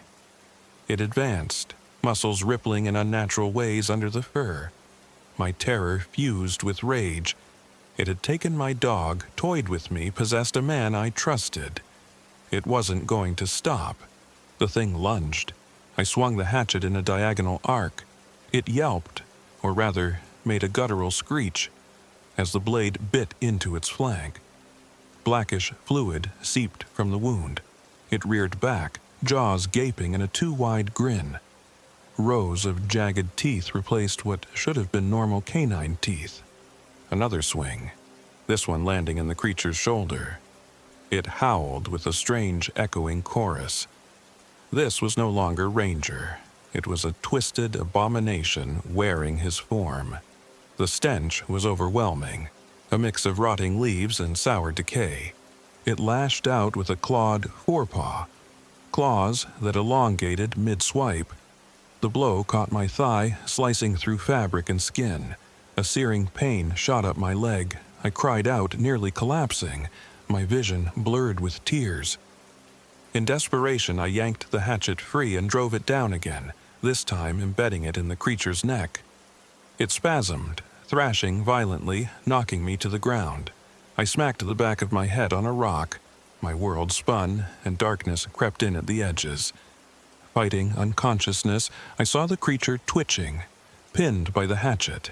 Its shape flickered, as if the form was losing stability. Fur receded, flesh boiled. Something more humanoid bled through, pale skin stretched over emaciated limbs. It let out one final agonized shriek, an unholy mixture of many voices. Then it collapsed, writhing in a spasm of black fluid. I forced myself up, ignoring the white-hot pain in my leg. With a trembling hand, I pulled the hatchet out. The creature lay still, half dissolved into a reeking mass that flickered between dog and human shapes. My stomach lurched. I stumbled away, retching. Then, as I watched, it began to sink into the earth, almost melting, leaving behind a blackened residue and a faint stench of sulfur. The ground absorbed it like water into a sponge. Then, it was gone, as though it had never existed. My leg bled freely from the claw marks. I tore a piece of my shirt to bind it, adrenaline keeping me going. Limping, I retraced my steps to the signpost. If it was real, I was 3 miles from the main road. 3 miles of agony, but maybe freedom. I forced one foot in front of the other, leaning on the hatchet handle as a makeshift cane. Every step felt like a mile, but slowly the forest changed. I noticed normal bird calls, glimpsed a squirrel scurrying up a trunk. Finally, the trees parted to reveal a dirt road. A battered sign indicated the nearest highway. Relief soared through me. An hour later, I found a passing pickup truck with a confused but kind driver. He took one look at my tattered state, loaded me in, and drove me toward the nearest hospital. I vaguely recall trying to explain what happened. He gave me concerned looks but asked few questions, focusing on the immediate needs, bandaging my leg, offering me water. At the hospital, the doctors patched me up, gave me stitches, fluids, and a mild sedative when they realized I was on the verge of hysteria. I told them a bear attacked my dog and a ranger. They found no missing person report for a ranger named Jones in the Panthertown area. No official record. The local authorities did a cursory check of the ranger station I described, but they only found a burned-down shack that had apparently been abandoned decades ago. No sign of a modern station or any living occupant. I spent a few days recovering in a haze of medication and disbelief. My leg healed slowly, leaving 3 wicked scars. The official story was that I hallucinated much of it due to trauma and exposure, but the nightmares never left, and I know what I saw. Back in Asheville, I tried to reconnect with Amy for some semblance of comfort. She never answered my calls. I couldn't blame her, honestly. I was a broken shell, jumping at every noise, sleeping with the lights on. Even now, I can't stand being alone in the dark. A few weeks after returning, I woke one morning with a note pinned to my apartment door. No signature, no explanation, just scrawled words. Old Jessup doesn't die easy. I froze, heart pounding. I checked the hallway, found it empty. No cameras in my building to reveal who left the note. For weeks, I slept with a hatchet near my bed. Maybe the occupant of that burned station was still out there, or maybe the creature had others like it. I got a new dog eventually, a rescue named Harlow. She's sweet, smaller than Ranger, but sometimes when we go for walks, I catch her staring at the woods behind my building with an odd tilt of her head. I hurry her along. I can't stand being out there after dark. Every time I see a reflection in a window or a mirror, I check my eyes to make sure they still look like mine. That is my life now. A perpetual, low-level paranoia that something is wearing my face just behind my reflection, waiting to step through. And that's my story. I'm not a hero, not an ex-soldier, just a guy who wanted a break from reality. Instead, reality broke me. You can believe it or not. All I can say is, if you ever venture into Panthertown Valley, and you hear your own voice calling from the trees, don't follow it. If you love your dog, watch him closely, because sometimes what comes back from the woods isn't what you lost. I tried to escape, and maybe I did. I'm alive, but I carry the valley with me. I see it in my nightmares, in the flicker of streetlights at night, in the corners of my eyes where shapes move that shouldn't. Maybe old Jessup was crippled, or maybe it was just playing with me. Either way, I doubt it's truly dead, and I suspect it still hungers for something, maybe the last scraps of my sanity. If you ever find yourself deep in the hollows of North Carolina, remember my words. Remember that some places are older than memory, and some presences have learned to mimic our voices and forms. They can take your face, your time, your soul, and by the time you realize you're caught, it's already too late.